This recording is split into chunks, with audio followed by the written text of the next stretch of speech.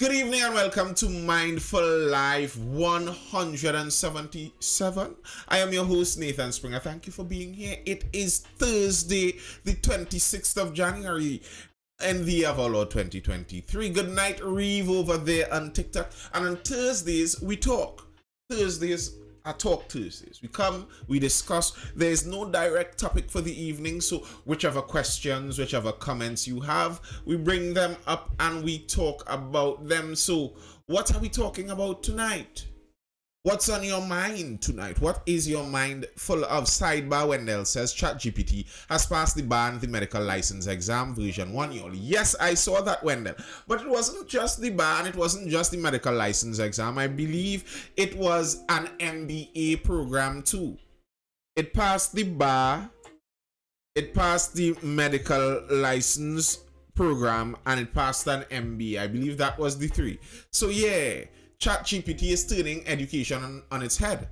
I made a video speaking about this. When you think about it, if everyone is able to pass all of the most difficult university exams with an app they have on their phone in 2 minutes, then the whole point of the university course might become obsolete. Where is the world going to go? How are we going to even adjudicate expertise anymore? How are we going to know who is actually knowledgeable on a subject? If you have a whole conference of people meeting and all of them are using some kind of AI to communicate and say some very intelligent things, how are we to know who is actually intelligent or not? Let's discuss why wind instead of solar. I don't know why. I don't have a reason for saying why. Richard Glubman says they're doing both, and that is the proposed plan so far for both. But both have their negatives. Both have their negatives. A problem with solar is you need a lot of land mass, a lot of land area to really do solar well, or blessings Magi Om, or you would have to just do it on everyone's home, which is going to be pricey. That's one of the problems with solar. To, really centralize the production of energy through solar requires a lot of land, while wind also requires some land, and it also requires quite a bit of maintenance. And then in the case of Trinidad and Tobago, wind energy is already something that isn't exactly the most predictable and reliable. So it's going to be back and forth. That's why people talk about proposing offshore wind farms. And that's what we're talking about here in Trinidad and Tobago, an offshore wind farm, where they put the wind turbines offshore in the waters, in the ocean. Now, the problem with that is mainly maintenance. Maintenance for something offshore is probably 3 times as much as something onshore.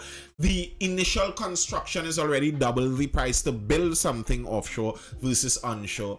And then, as I said, the maintenance cost for that. Anything offshore requires a larger amount of maintenance in terms of just what goes into it. And then in terms of doing the maintenance itself, it's going to be more difficult. Reeve says, but now when the foreigners come and tell us what to do, now we quick to pick up last. Yeah, we are quick to pick up some of these things, and I kind of think, some of these things might not be as grand ideas as they seem. Some of them may be more political in nature and not really environmental. Not about the environment, really and truly. So, yeah.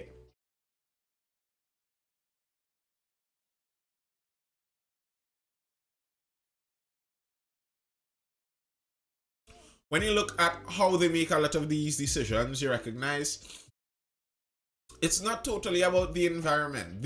What they say the decisions are based on is not the reality of what the decisions are based on when you actually see it in the action out there. Yeah, their words and the actions don't line up. The whole permission to go ahead with the dragon gas thing in the first place.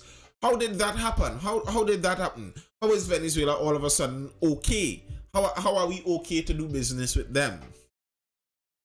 Reeve said, we had ample opportunity to foster solar energy companies and we squandered the opportunity.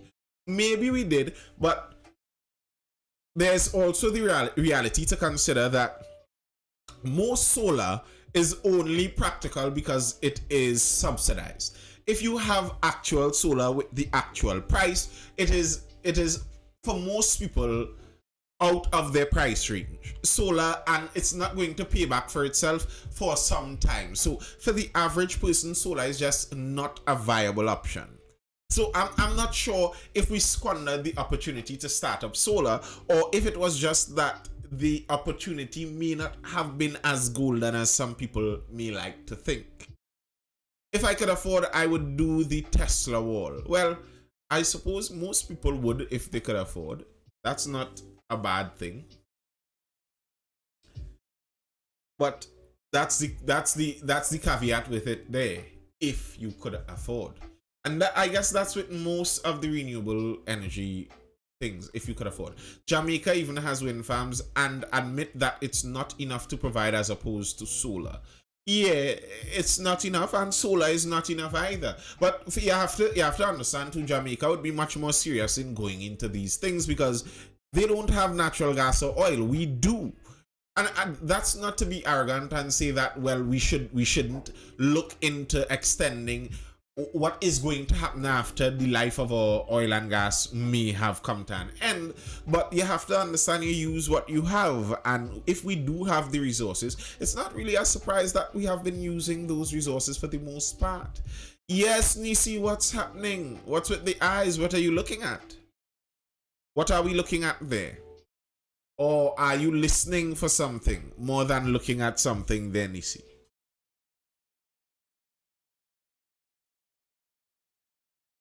Yeah, folks. So it's a Thursday. What are we thinking about on this Thursday? What do you have on your mind to talk about? Any questions? We're streaming live over on TikTok, on Instagram, and on YouTube. Hey, good evening, Scafty. So if you are streaming this over on any of those other apps, feel free to head over to YouTube at some point in time and do subscribe to my YouTube channel, Nathan Springer, over there. Why is it so cold at night? Do you mean in general? Do you mean right now? Do you mean in Trinidad? What's the context of that? Why is it so cold at night? Because primarily it would be because there isn't any sunlight. So if there isn't any sunlight, you know, we get heat from the sun. So if there isn't any direct sun, well, it's going to be cold. Well, right now in Trinidad, why is it so cold? Well, part of the reason it might be so cold might be part of the reason it might be so hot. This time of year tends to have less cloud cover. Less cloud cover means that the heat that is down on the Earth's atmosphere, although it might be getting very hot during the day, all that heat can radiate out of the Earth's atmosphere at night. If there aren't any clouds to hold it down, is the reason that deserts get so cold at night also. They get very hot during the day, but because there isn't any cloud cover, all of the heat escapes, and heat leaves the terrestrial landscapes, the earth, the dirt. Heat actually leaves that pretty quickly. That's why, for example, if you go in the beach at night, oftentimes the water might feel a bit warmer than the land might feel, because the water loses the heat slower than the earth loses the heat. Earth loses heat pretty quickly. So without the cloud cover, all the heat is lost, it isn't trapped, and then you feel cold at night. So yeah, that's why it might be cold partially. Now, I believe also there are some cold fronts. There are some cold fronts moving in from the north. I think that may have some to do with it. Keep in mind that right now in the northern hemisphere, it's still winter. It's still winter basically. So not for us. We don't deal up in all that winter nonsense. But for those further up north, it's winter. So some of those winds sometimes could find their way down into the tropics. The UK conference coming in and saying Trinidad should get wind farms, rubbing me wrong. I don't blame you. I don't blame you. But that's kind of how the world has been going for some time now.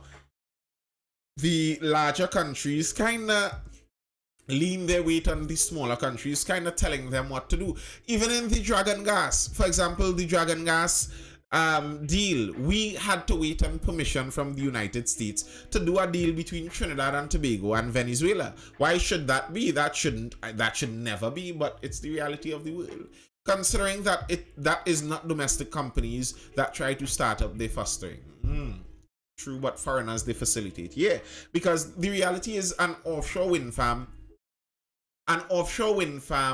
is not something really that you would get much local expertise on. Very likely, a lot of the work on that, if we do go into something like that, a lot of the work on that would have to be outsourced. It's not something we'd get locally, generally speaking.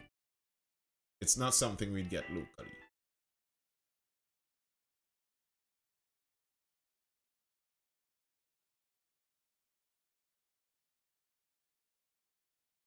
All right. Any other questions or comments? It's Thursday evening, folks. We're talking. I remember Ria was saying, where's Ria, Nisi? Ria had something to ask about or talk about. She asked me about something, and then she's not here.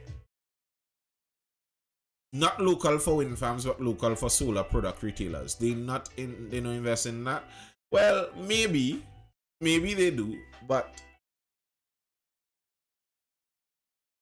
even with solar, the reality is, even a local solar producer, if you will, as local solar business, they're working on import too. The reality is they're working on import too.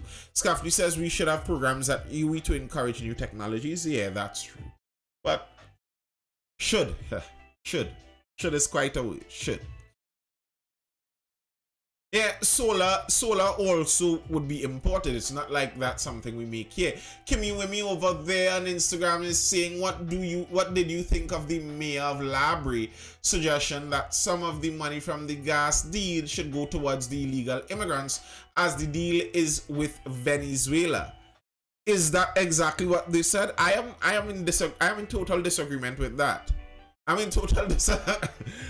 Some money from the deal should go to the Venezuelans. Sorry, no, I am not in agreement with that. It's not that I don't agree with helping our neighbors. We should help our neighbors. We really should. But I mean, let's be real here. Now, there is a bit of a caveat in the deal, because the way how the deal is structured, the US gave us permission to do the deal, but then the US also stipulated that while you could do the deal, you cannot send any cash payments to them. So, yeah, we can get gas from Venezuela, but we cannot pay Venezuela right now in any cash. What do you think of a 4-day work week? They're getting money from the deal. Of course, they're getting money, but they cannot get cash. So, maybe what you heard the Labrie mayor say, maybe what they may have been suggesting might have been that in repayment for the deal, because we cannot send cash. Remember, US, Big Daddy US, the United States, our daddy with the belt that tells us what we can and cannot do. Daddy US says that although we can do the deal, we cannot pay in cash. So we cannot pay Venezuela in cash. So we have to find innovative ways to pay them. Maybe one of those innovative ways might be helping some of the Venezuelan immigrants here. Maybe we could do a coupon or subsidized food for Venezuelans down here, where that money for the Venezuelan immigrants comes from the gas deal, where we don't have to pay the Venezuelan government in cash, but they can, as it will, help their own citizens in Trinidad and Tobago by allowing the payment to be made available to them. I guess that may have been what you heard the Labrie minister say, the Labrie mayor saying, but I don't know. We about to end up like Mali? I don't think so. We get permission, we can purchase goods on their behalf. Yes. So that might be part of what you heard.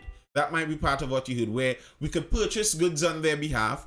That's one way to pay back Venezuela, but we can't send cash. So we'd be trying to figure out ways to pay back Venezuela without giving them cash. Because, you know, the United States still wants to make sure they're doing the right thing, because, you know, they care about everything. They care about the whole world so much that they just want to make sure they're still doing the right thing and not supplying any extra resources for that evil Venezuelan government, because the Venezuelan government is still a really bad institution. But now they're allowing us the permission to do some deal with them to get some gas flowing nonetheless. Nathan, should secondary school students be allowed to learn some sort of skill trade at school? What kind of question is that, man? Of course they should. Of course they should. I said this at the end of a previous live where I think part of the problem we have is where we separated the idea of trades from education as if the example I said as if learning carpentry is somehow different from learning physics. It's not. It's the same thing. It's indistinguishable, and I think education should lean and lead into all of those things. Someone asked about the 4 day week. I agree. I think a 4 day week is not a bad idea. I don't think a four day week is a bad idea because I do think that we need to better. We need to make work more efficient. We need to make work make more sense. And I think the setup we had for the work week previously was based on the industrialized world, where it was based on the running of factories, etc. So what we're seeing now, people when they're going to work every day in this current world, in the information age that we live in right now, people going to work every day could see that, well, work from home is starting to make sense because obviously a lot of what I'm doing on this job doesn't need to be done on this job. I could stay home and do this. But what many companies are saying now, many of the larger companies are actually moving away from the work from home fad that seemed to be picking up steam during the pandemic. Many of them are saying that they're recognizing that their workers aren't actually benefiting from the work from home. They're losing the company culture. They're losing the zeal to work, as it were. They're losing the ability to bounce ideas off of each other. Workers in a building together give something that cannot be gotten from workers working on laptops separately from a distance. So working in the office is for many of the larger companies, they're re-noticing some of the benefits of working in the office. But the work-life balance got a hit during the pandemic, and some people are like, this kind of industrial age work that y'all are having us do in the information age really isn't adding up. We're not working in factories anymore. The 8 to 4, 5 days a week may not make sense. So when you're putting those things together, maybe a 4-day work week where you even allow for some more hybridized style work days may make a lot more sense and may get more productivity out of the workers. I actually believe that. And I'm seeing multiple places, multiple companies are leaning into that. Now, there's a reality in this where you have to understand it's not a one size fits all. It's not a one size fits all. So there are some types of jobs that would work grand on a 4-day work week, while there are some types of jobs that just the only thing a 4-day work week does is allow less work to be done. That's basically the end of that. Like if someone is a mason, if someone is a carpenter, that kind of on-hands trade, I don't think they would care much for a 4-day work week because a 4-day work week is just one less day of labor. And what progresses their work week is labor. There's no replacement to labor in that case. It's not like they could type up labor working from home. You can't put up blocks working from home. You have to be on the site doing that. So there are certain jobs that would benefit from 4-day work week, while not all. Tech Senpai says, if my business was at that scale, I save money from rent, infrastructure, operational. Of course, that's a win overall. And I could see that. Especially if you already do the research and notice that that extra day very often doesn't give you a large amount of productivity. If you could get more productive work in 4 days than over 5 days, obviously you'd take the 4 days. Why not? Why not?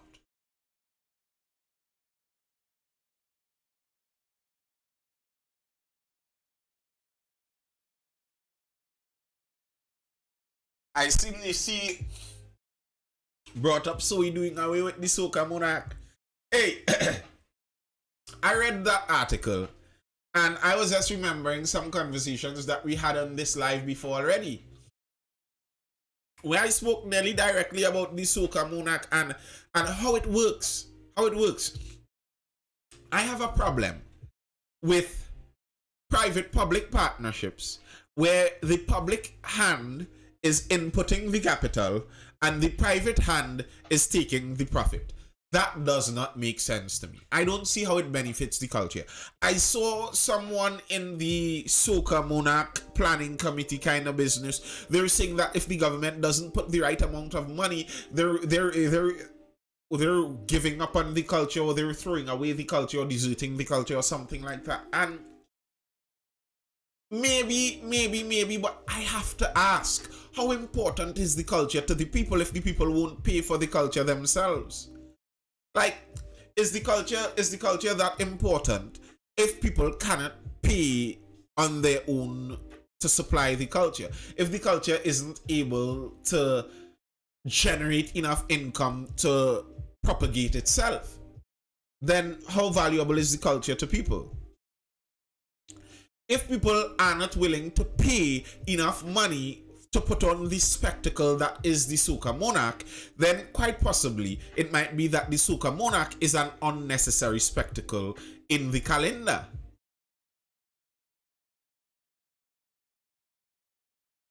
You understand what I'm saying? That's, to me, that's my view on many of these things. Like, if you're talking about the government putting in something for the cultural history, for the history and for the culture, I don't really mind that. But then, to me, you do that totally differently. If the government is putting on something for the culture, then what the government should do is an exhibition.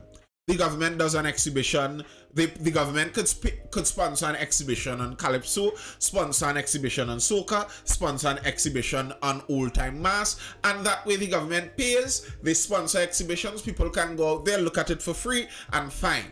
You say that's for the culture. That would make more sense to me than the government giving money to private entities to host events where the private entities make a profit, and then telling me this is about the culture. What culture is it about? Is it about the money-making culture in Trinidad and Tobago? Because that's the culture, it seems like to me there. What's the culture? So it was a cry for more money, then yes, it's... Strangely enough, nearly all of the complaints around Carnival are cries for more money. It has always been something on the more disturbing end for me. Always. You hear nearly everyone in and around this. There are so many people, and the part that bothers me, the same thing with government ministers. I have no problem with people making money on their own. I'm okay with capitalism. I'm okay with the free market. You make $1 billion because you create a valuable product, more power to you. You make $1 billion because you provide a valuable service, more power to you. But if you're making the $1 billion because you're taking it from everyone else, while promising everyone else you're taking this to help benefit everyone else, that doesn't make sense. You're a leech on the system. You're not providing a service. You're leeching off of the people that are actually generating the money. So what disturbs me sometimes in the whole carnival system is there are multi-millionaires, very wealthy people living out there that make that very wealthy living off of the government purse. It's not like they're providing a service where people are giving them that money because they want what they have to offer so much. No, it's that they got themselves in a position where they have the government by the neck, promising to provide culture, and the government must pay them every year for it. I don't agree with that kind of thing. I find there seems to be a bit too many leeches, a bit too many of those. Like, if you provide such a valuable cultural product, show it. I could rate the soca artists for this. In the early 2000s, 90s, they complained about the disrespect they felt in the local markets. They weren't being respected enough, they weren't being paid, they weren't being seen as professionals. I remember those days, soca artists complaining. And more, they left. They took their skills to the open market. And said, okay, well, let's see what the open market is willing to pay for our skills. And you're seeing that some of the soca artists are making it out there because they have the skills to provide something valuable on the open market. If you provide something valuable on the open market, then people will pay you for it. And they're making a living out there. That's beautiful. I like seeing that. But don't tell me that you're providing something so valuable if no one is willing to pay for it. That seems a bit like a stretch. That seems a bit like a stretch. Think about it. X Senpai says TNT is a very sedated country. What do you mean by that? What's that to mean?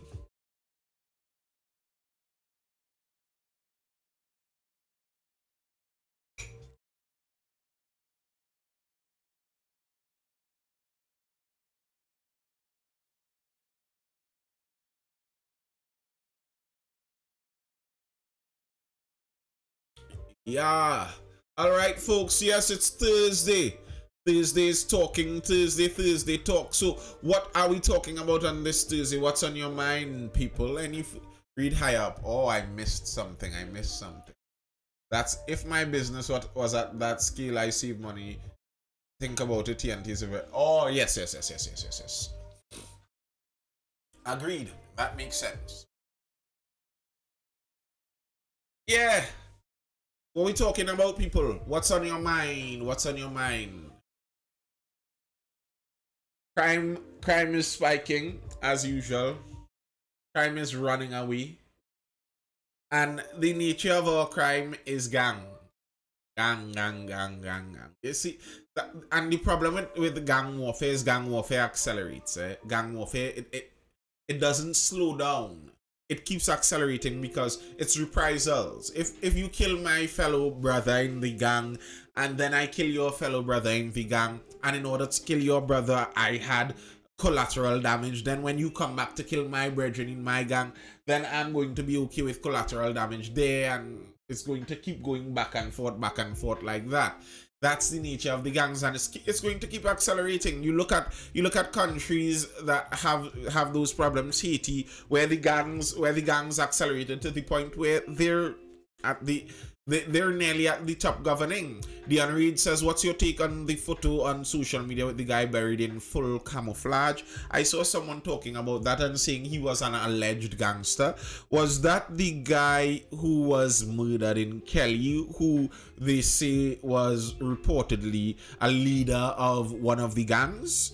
Well, if that be so, that would be interesting. What's my take on him being buried in full camouflage? I don't think I have a take on that. It is what it is. The question might be, where did they get the camouflage from? That might be my biggest question in terms of that. But in terms of burying someone in some outfit, more power to you. Bury them in whatever you want to bury them in. But there might be questions about how legal it was, and if it was legal, if they procured that uniform in a legal way. That might be one of the questions you may be wondering about. So, I don't know. I wasn't there. I wasn't there. It's interesting that it's a military uniform. It's interesting. A lot of the gang culture is people who believe that they are at war. When you think about it, you know, they're acting like they're two warring countries where you're fighting for your country here and they're fighting for their country there. If you think about it, it's a kind of delusion. It's a kind of delusionary state where you are convinced to believe that you're in some kind of war where you must fight to the death against some random group of other people. That's quite a bit of convincing. That's why it's usually young, troubled men who are in some of these gangs, because someone who has had a healthy upbringing, that's not something that you can be easily convinced of. What do you mean I have to go and risk my life? For what? For what? Why? What's the point of this war? What's the moral justification behind this war? Because someone wants to sell drugs in this area and they want to make more money. I'm going to risk my life for someone else to make more money from selling drugs. Like, that's my deep reasoning behind risking my life. Generally speaking, you have to be a troubled young person to fall for that kind of thinking. That it's not reasonable for the average person. It's not a reasonable thought process for the average person. All right. Any further comments or questions, folks? Anyone wanting to jump up inside of the live and talk? We're doing that too. You can jump in and talk over on TikTok. Unfortunately, you cannot do that over on Instagram. We only do it over here on TikTok. So if you want to jump in and talk about something, you can do just that over here on TikTok too. What's up, folks? Where's my water?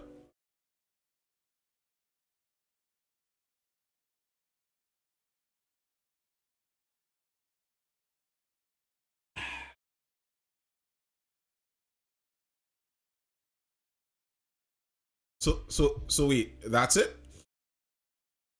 No further comments, no further questions.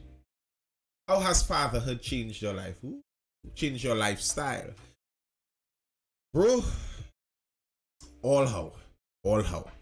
If you all have been following some of my content, you would have known that there was a point in time I produced an amazing amount of content. There was a point in time I was attempting to produce 2 YouTube videos per day, a contemplation shorter video per day on TikTok, along with the lives every night, and then there were the conversations, and then I had lessons and teaching classes. Yeah, that schedule, we're now getting back into the rhythm of the schedule. That schedule went haywire for like the last 5 months. It's now getting back into the rhythm of things there. Yeah. So that was one. If you're someone that is really attached to schedules, yeah, that will hit you hard. Now, the problem with me is that I really need scheduling, but I don't like scheduling. I'm more of a spontaneous kind of guy, but that's the problem.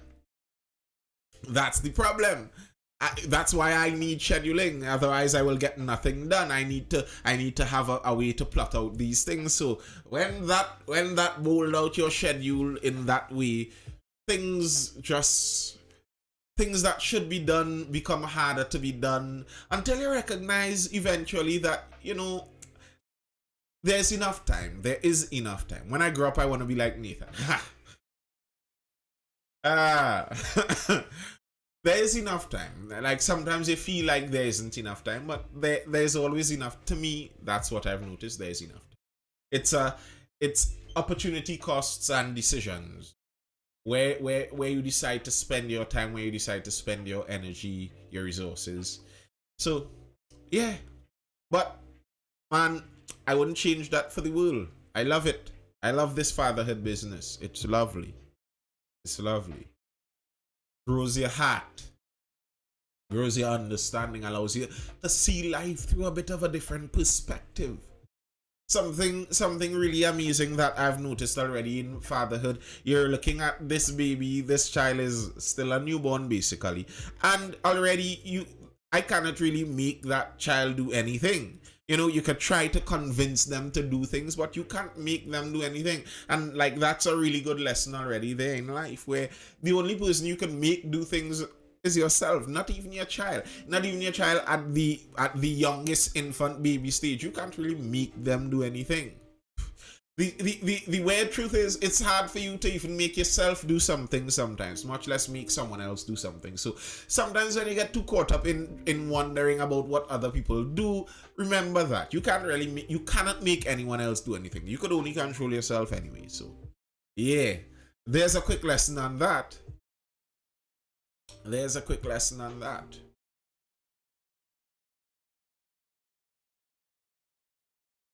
Wait a minute is what you were saying, Scafty. What did you have something to say or comment there?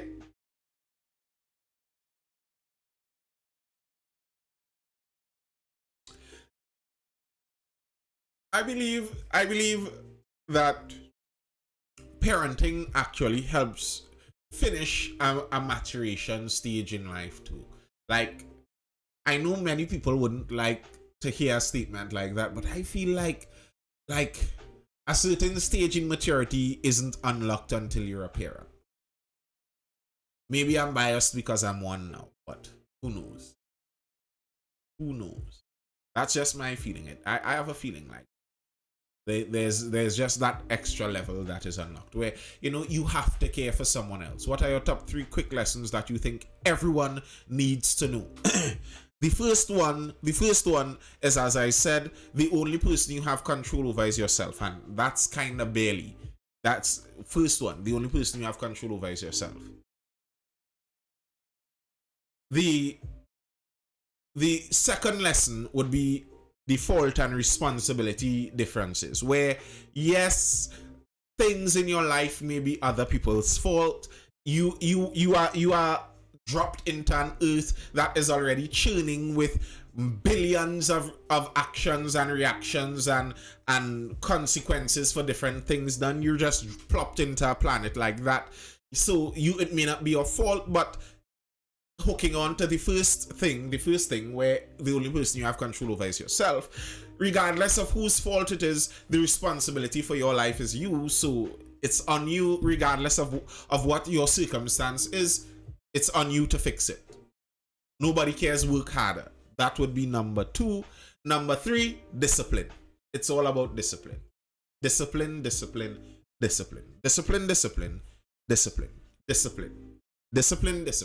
If you could master one thing, master discipline.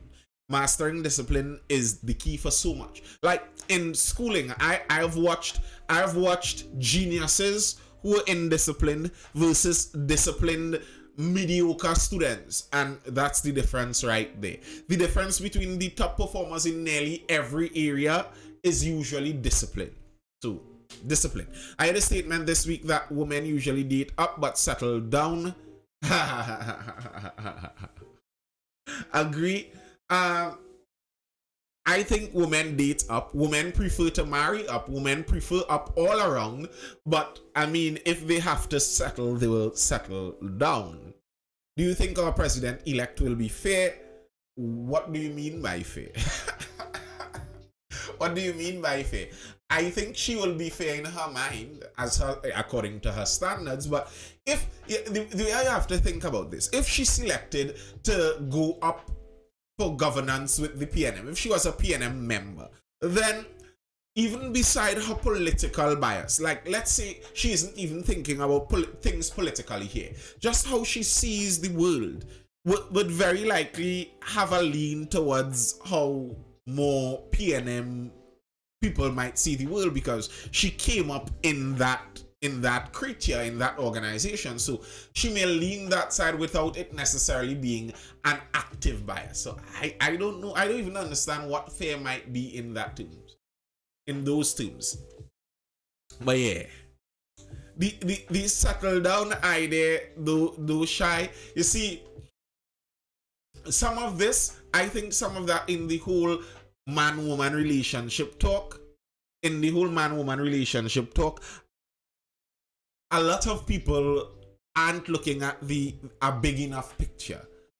What is up and what is down? What do you want out of life? And some men think that it's all about resources. Some men think it's all about resources. It's all about the money. So women, when they think that women marry up, women marry richer. But it's not actually about the money, because those same men would say that women love waste men and, as they say, F-boys, etc., etc. They love. So then why would these same women that want to marry up still go for these waste men? Because there's something else that they're looking for in that, and it's confident competence. If you're looking to summarize it somehow, confident competence. So there's a way you could be confidently competent in whatever your field might be, and you would attract people. You would attract women, if that's how you want to think about it. If you're confidently competent in nearly any field, it becomes attractive. And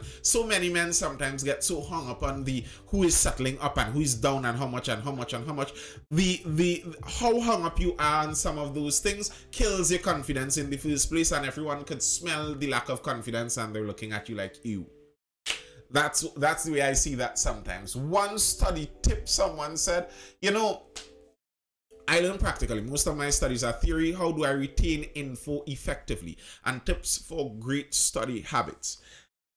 I was never a good studier. I'll put it bluntly. I was never a good studier. When it comes to studies, I was basically a slacker. So there's that. But one of the most important things that I will say in studying, coming from the teaching side, where having taught for so many years now, there are certain things you recognize. One of the main tips I would say is understand how you learn. Where you say learn practically, understand how you learn so that you could teach yourself the way you learn. That way your studies make more sense to you. You understand? If you know that if you sit and read this one page over and over, it's just going to go in your mind and flow right back out, then don't do it. It wouldn't make sense for you. So understand how you learn and use those avenues. If you learn best by teaching, well, then you may need a study group where you read something and have to explain it for someone else in the group, and that's how you learn.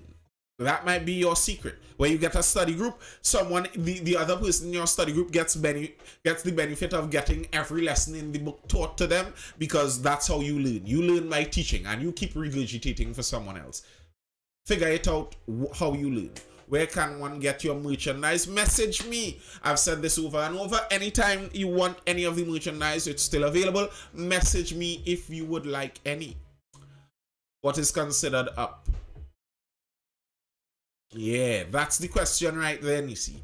What is considered up? What is considered up? So often, and it's something that the modern dating and relationship talk sometimes ignores that. But so often there were the confident recluse men who never had that many resources, but they were never struggling to find a partner. They're never struggling to find a partner because there's that confident competence. There's that confident competence. It's not really about the money. Believe it or not, it's not really about the money. That's why some men who could sell a story, they could sell a dream of what they're going to work on. And you might see this woman, she is working day in, day out, and the man is home every day, whole day. And the reason it happens is because he is able to sell her a dream of what is going to happen when they reach here, and when they accomplish that, and when they. It's because he's able to sell that dream, and that's what she is looking forward to there. And it wasn't about up or down in the literal money sense.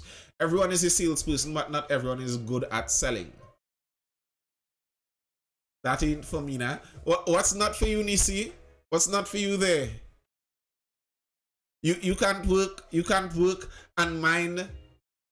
You can't work and mind a guy at home while he's working on his dreams. He's pursuing his dreams, and you're facilitating his dreams. Can't you be that ride or die? Can't you be his backbone, his sturdy number one?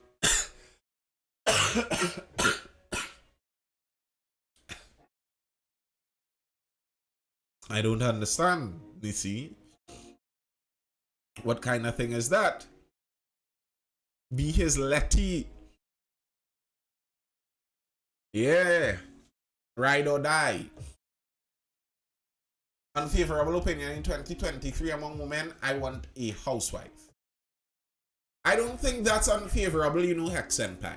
I think probably if we were to be able to chart a graph, maybe in 2010, 2009, around there, very few women may have been interested in this housewife thing. People were looking down on that, etc., etc., etc. But I think now when you talk to many women out there, there are many women, more and more, who are increasingly okay with the idea of being a housewife, because more and more people are understanding what it is, what it always was. It's not, a housewife is not a lazy woman. It's a housewife isn't a lesser woman. A housewife isn't a woman who is incapable of handling the work environment. No, a housewife is a woman who works at home, or who works towards a home, building her family legacy. So, Ria, look at the hour you reach. 10:40. What is this? Look at this hour. Jeez and ages. But yeah, I don't actually think that's unfavorable, Hex Senpai.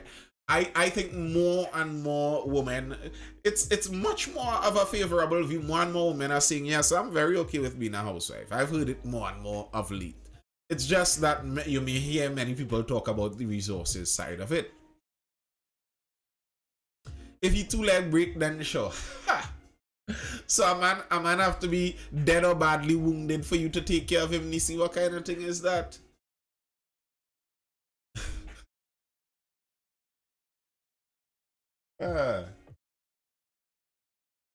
Ria, we already talk about the dragon gas and all of that, you know. We don't talk about gas. And now you come.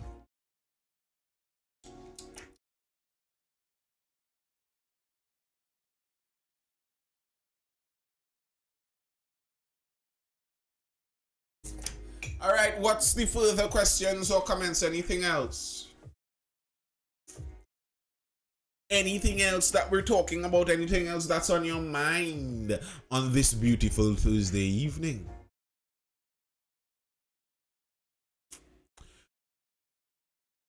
Rhea Ward, always the red woman to be late. Is two of them in the chat there in a hex? Is two of them careful? They could gang up on you. They can gang up on you. The red woman might be outnumbering you in the chat there.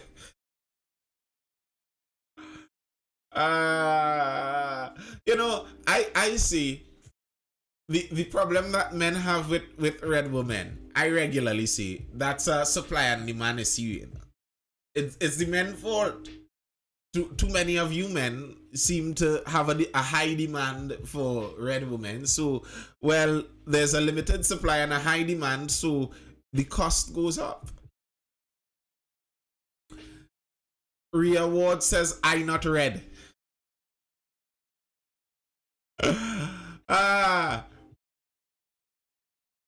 You think everyone should be able to do as they want in general, or should there be one path? I think those two things are two different questions. Exchange one. I think those are two different questions. Whether I think everyone should be able to do as they want is one question.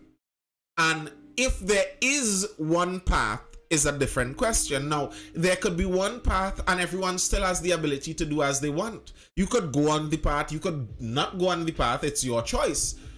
But if you want to reach to the destination that the path leads to, then, well, you follow the path. That's the way I see it. That's the way I see it in life. I think there's a path that leads to success in terms of not only now, but perpetually throughout time. There's a path that leads to success. And I think that's obvious. If you look at science, there are certain things that lead to a more successful outcome. That's obvious. So if you want that more successful outcome, then you do certain things and you follow a certain path. But I wouldn't say that you have to follow that path. You obviously don't. You can do whatever you want.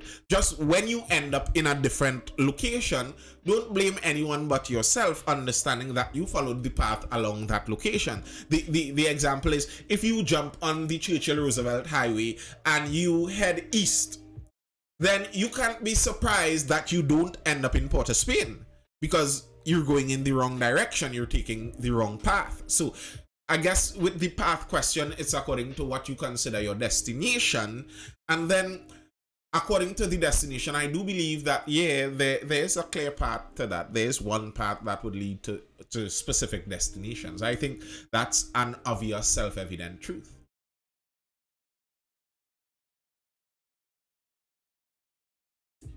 But it's up to anyone to take whichever path they want. You have that choice. Yes, Ria, what is your question? Of course. You know, Ria, if... I'll get to that question. But if ever there was a doubt, people are sure you're a female. They're sure you're a woman.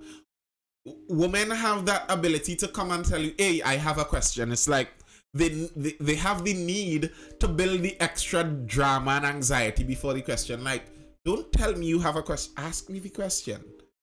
Hey, I have something to ask you. Okay, ask me. The anxiety is unnecessary. How to fix a broken heart? I mean, It's according to what you mean by a broken heart. You know, really and truly, when it comes to answering nearly every question, the answer to nearly every question is a follow up of exactly what do you mean? Because it's what do you mean by a broken heart? If by a broken heart you mean a heart that is pining because of unrequited love, where you like someone, you are infatuated by someone who doesn't like you, well, then that may have one method. If you're talking about a heart that is broken because you're a widow, where you spent 40 years married to a man and he has died and left you, well, then that's a different kind of broken heart. If you understand, it's according to what level of broken heart you're talking about here. What level are we speaking about? A broken heart. How to fix a broken heart? What kind of broken are we talking about here? Serious mashup? Slightly damaged? Eat good food, get a hobby or a sport, and meet new people, Jason X says. Not bad recommendations, so not bad recommendations at all. Ria, it's serious. I'm serious about that. It really does depend. Because if you're talking about a high school level break heart, then I'd say the how to fix that broken heart is go and study a book. You understand? It's according to what kind of broken heart we're talking about here. I think persons generally choose the person they want, not generally the person needed. That's true. I understand about men. No. Yourself come up and say, "Hey, woman emotional. They're too emotional. Or they use all emotions, or they don't think, or they just feel, you know." But knowing this information that we're emotional, you wouldn't think sometimes when we ask for help, we don't want to think, we just want to feel. So just tell me, it's okay, we'll get better, the sun will shine again. You think? Tell me something about greener pastures. This whole long sermon, because you is pastor mindful now. Well, you see, Ria, the answer is in the name. It's the mindful life, not emotionful, not feelingful, not heartful. It's mindful. So over here in the mindful quarters, we use our minds. We use our minds. So emotional creatures. I do, that is a very good point you made there that I do agree with. That I think sometimes, men could lose the understanding that you want your emotional female character because you want a woman. If you want a woman, you want that emotional character. That's what I don't know if you ever read the book. Wait. I am agreeing with you, Ria. If you ever read the book Men Are From Mars, Women Are From Venus, that's kind of what the book was about. It's saying that women want certain things out of relationships, men want certain things, and oftentimes we speak past each other when we don't understand that. But I appreciate that Ria admits that they are emotional and sometimes they don't want to make sense. So we could understand that. We know, but when it is a woman says something sometimes. I mean, you know that thing now where it is you ask, you just want somebody to vent to, or you're looking for solutions. Just to clarify in that moment where her mind is at, because when it is you're in your field, you're in it. Deep down in it. For me, just need the male perspective, that opposite end. Just the same thing, but on the opposite end. We ain't ready for logic and reasoning and solutions and thing yet. Personally, I really good at that, Not just the solutions. I could give the solutions, but I'm good at listening. For real? Wait. What? What she tell you? Nah. Oh. Them girl and them. Nah. Don't study that. You don't study. I could listen real good. I could give you that kind of thing where, we just talk and we bounce emotions off of each other. I could do that. But you have to understand as a woman. Just as you're saying, the men have to understand that the women want feeling. You have to understand that for the man, you're oftentimes engaging him in a frustrating exercise when you do that. It's you're providing the man an unsolvable problem and telling him to stay and wallow in the unsolvable problem. That's frustration for a man. For a man, he wants to solve the problem. So if you put him in a situation where you put the problem before him, he's going to be flustered by not being able to solve it. So just as you want the man to understand you, you must understand the man and understand that, listen, I can't come to the man to just, talk empty emotion baggage whole day every day. I need a girlfriend. No, let me tell you why. Because sometimes, you see, if it is like I want to talk to other girls, before I even finish, they'll be like, yeah, I understand where you're coming from. Because men are strange creatures that the world has not figured out. There is no code, there is no program, there is nothing that helps us actually figure out. They're just strange creatures. However, as I say, when they talk to a female, we can always be like, if you understand why I say it, and I understand what it is I say, how it is he don't understand what it is I say? That's how the conversations is usually go. So I just want to get male perspectives some of the times, find out what it is exactly on your end. But Ria, on men's end. I hope you're understanding that you're saying two contrary things there. You're saying that you want to get the male perspective, but you're also saying that sometimes when you go to get the male perspective, you just want him to comfort your emotions. Those wait. You'll explain. You will explain. But I'm just telling you that for a man, those two things living in the same woman is a confusing entity. Do you want my male perspective on this thing, or do you want me to just comfort your emotions? Because I can't do both. The male perspective may not comfort your emotions, and what comfort your emotions might not be the male perspective. So which one do you want? I want the one that helps me. One that helps me figure out what this is. And as I say, don't come with me with no set of dictionary explanations and proverbs and parables and things. Stop it. This is not the time for me to figure out any mathematical or scientific equation. Just use your words and don't use big words. Use your small words so that we could get to the point quick, so that I could figure out what it is you're saying, so that my heart could, stop listening. Because at some point in time, I just want to cry. I just want to cry. What I'm trying to say, Ria, is you're asking for two opposites there. If you're asking for the male perspective, then you cannot tell the male perspective how to be a male perspective. That's a problem that we regularly run into, where women come for a male view on it, but they actually want the female view in a male voice. That's why you all end up with gay friends.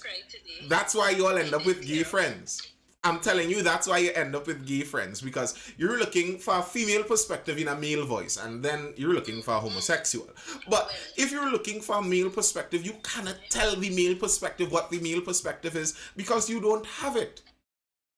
Similarly, if a man wants a woman's perspective, he cannot go to the woman and tell her, nah, I don't like how that songs as a woman. No, it's the woman's perspective. Even something as simple as saying, well, Naria will see it from if it was so and so, if you would so and so, then so and so and so. Like that, like that. Don't come and tell me about, well, throughout history.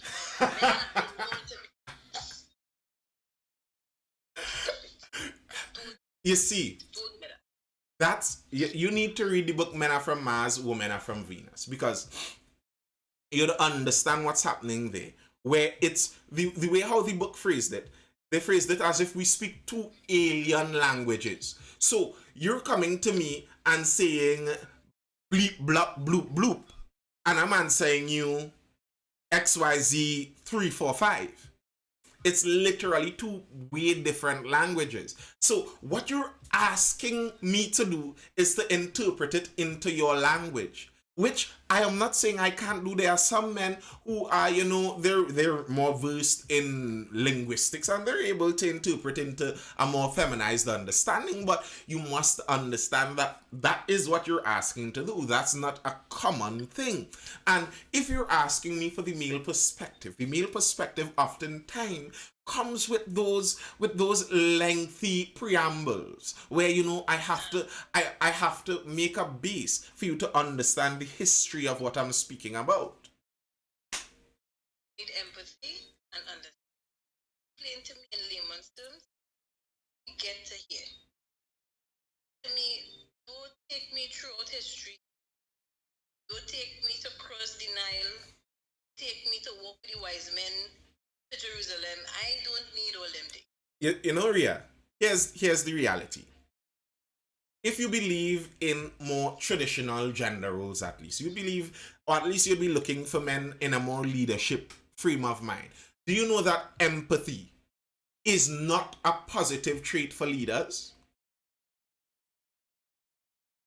Empathy isn't something that someone in a leadership portfolio necessarily needs. I object because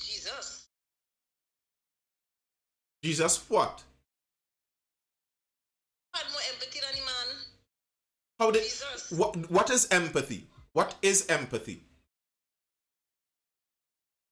Understanding people's emotions and allowing them to, I don't know, express it. Putting yourself in their shoes, basically. Putting yourself in their shoes.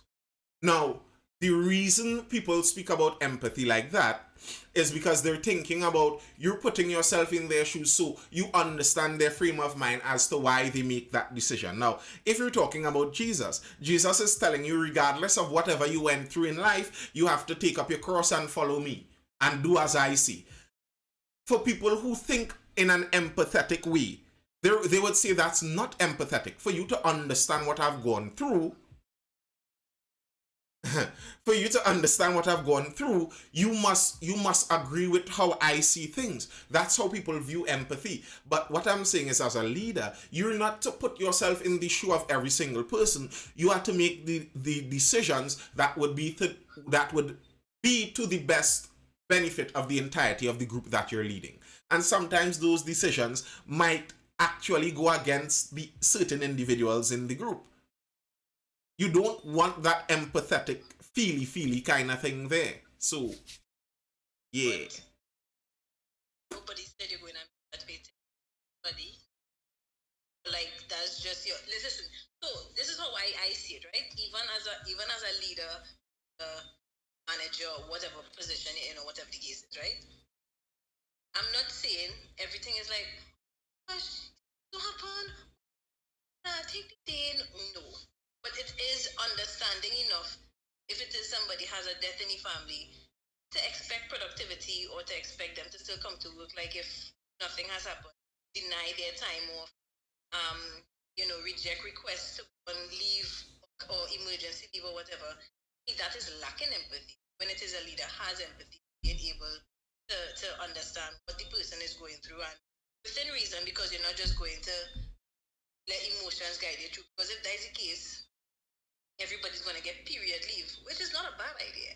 But, it may be not productive for the organization to grant every female And 4 days yeah, off. that's exactly my point why empathy isn't necessarily a good thing. Because you put yourself in everyone's shoes and everyone gets all the days off that they ask for, while you can't do that. So you have to just be, at some point in time, you have to be able to watch somebody stone faced and say, well, yeah, I understand why, but you're still fired.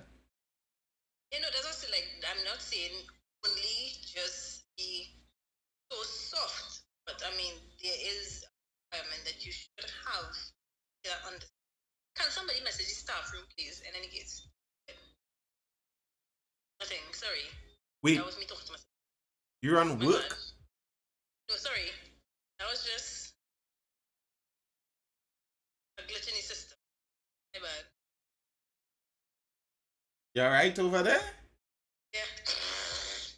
There's no audio over on Instagram. You all aren't hearing me over on Instagram. What's going on over there? Are you hearing me, Perry Jones? Are you hearing me now? Anything better? I don't know what's going on, why there's no audio over on Instagram. It looks kind of sticky too. Let's see if we could get something sorted with that. Let's not leave out our Instagrammers. Might be the battery is dying. Tell me if you get anything better, Perry Jones over there on Instagram. Are you hearing any better? Is there any improvement over there? All right, yeah. Just study that, Nathan. Keep going. All right. But yeah, Ria. So if we're talking about mend a broken heart, why is your heart broken, Ria? Come on, let's speak. Why is your heart broken? My heart is not broken. I just asked for a general question. Oh, just in case it's not broken. It's bruised. Let me tell you something. My heart, I think, damaged a while now. By fighting, it's still there beating. What it's supposed to do, pump blood, pump oxygen, like we live in. We day. I wouldn't lie, when I'm doing cardio, others guys can't breathe, but other than that, I think it's true. I think it's looking good. It's bruised. It's bruised. You see, I did not cry today. I did tear up maybe twice. But it wasn't it was just emotional things. It wasn't like it fall or anything. It was just... So on a random given day, you just cry? Don't. Oh, me what? Like, what you mean? Like, can you picture this? A big grown man just on a random day, I pause and cry? Like, yeah, it could be something as simple. You read a piece of poetry, or you just sit down and you're remembering something, a flashback, your dad or something, and you just, in the moment, you feel your feelings and you cry. Well, my dad is, thank God, still alive, so I can't... My bad. Well, I could understand that, I guess. I could understand it.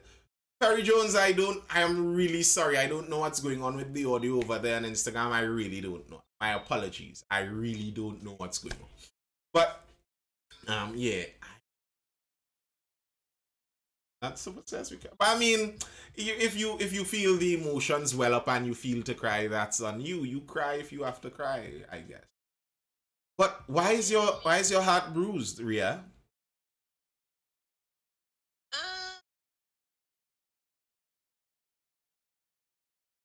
I would say that everybody's heart, and No, I don't know. will have healing journeys to make in this time. We all, heal. No, I don't know. The bruises. My heart isn't bruised. I thought the same thing, but I said libido, tell him man nothing. Hey, probably they could read lips. Okay, they may be able to read lips, and that may help. But I don't agree with that, Ria. I don't believe everyone's heart is bruised. I don't know where you heard that from. I don't agree. So Nathan, yeah.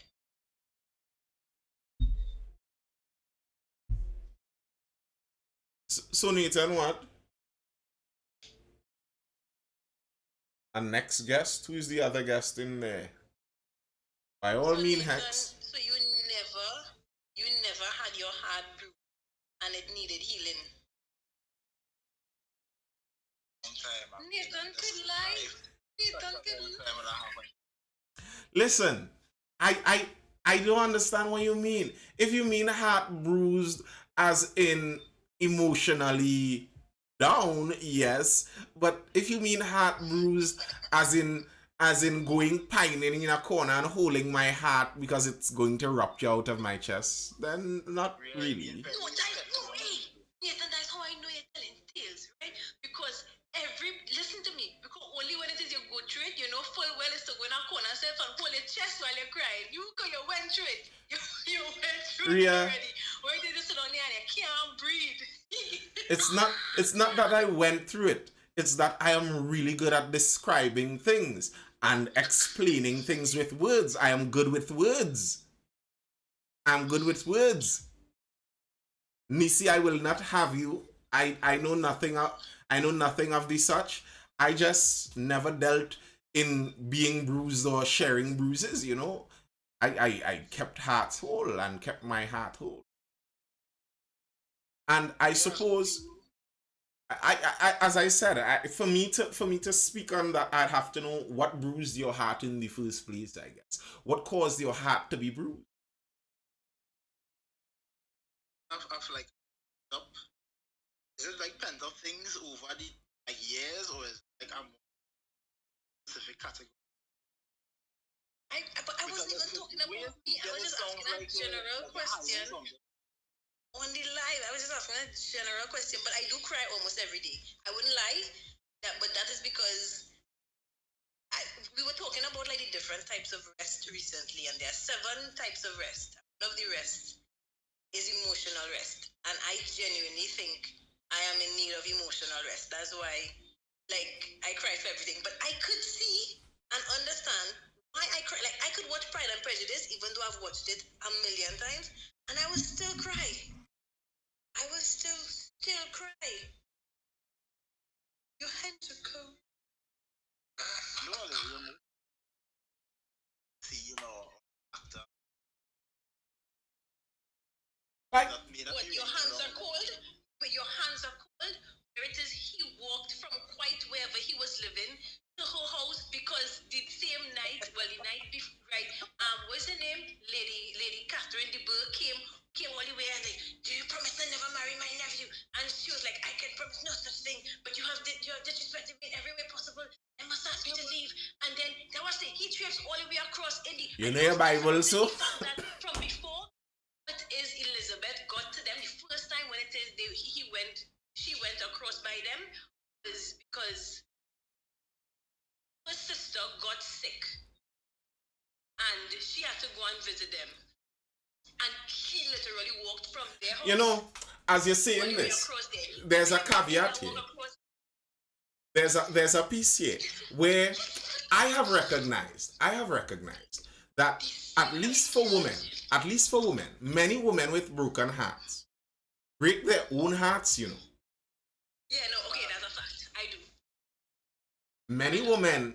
Many women set themselves out there, take their hearts out of their chest, put it on the counter and smash it to smithereens. They break their own hearts all on their own.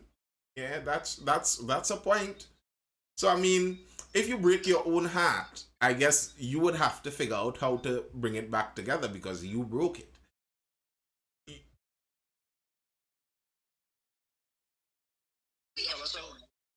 I think everything, and it's such a. I am eating this sandwich exactly. I'm not thinking about anything. My mind is completely blank.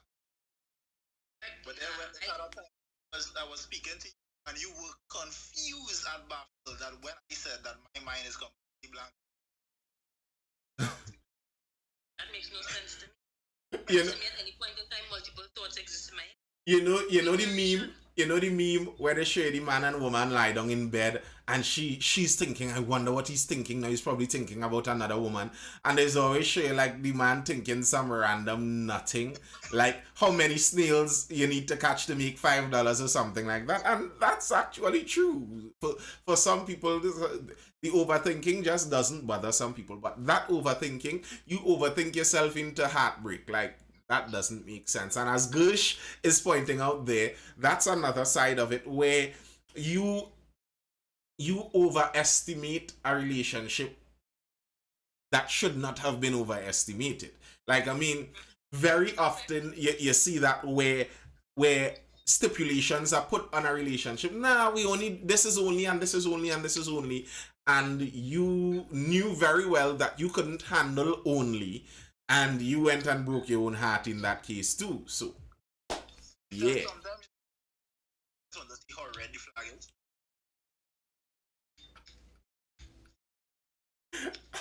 That's unwise.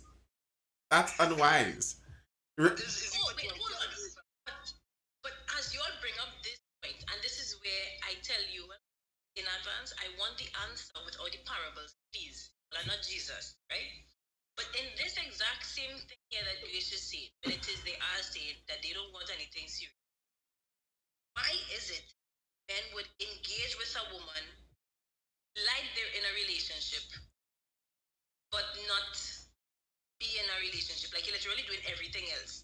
Like everything else. You're dating, Because quality time, you're buying each other gifts, you're just because Ria, because I would 2 years for the premise.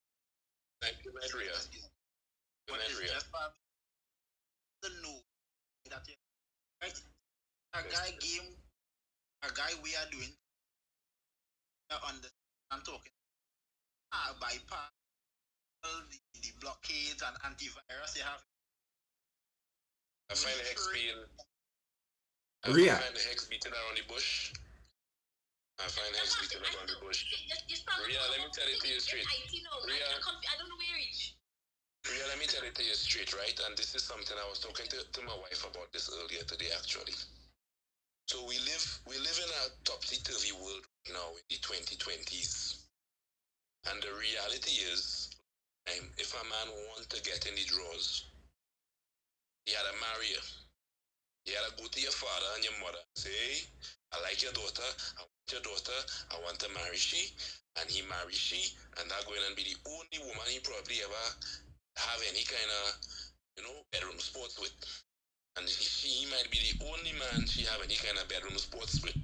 And then 60 years later, they have all the great-grandchildren around them, and everybody, he might be having second family somewhere, because sometimes he going over the road and do his business and whatever, but at the same time, they still married and they had the grandchildren and the business and they do the thing the right way and they make Jesus happy and all that. But in the world we live in today, we have this female empowerment movement and the women believe that they can be as masculine as they want and perform all these activities without any commitments.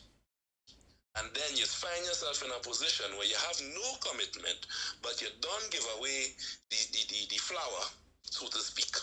You don't give all the gifts you could give, and then after you do that, you're asking the man, so what are we now? And the man gonna look at you and tell you, what you mean?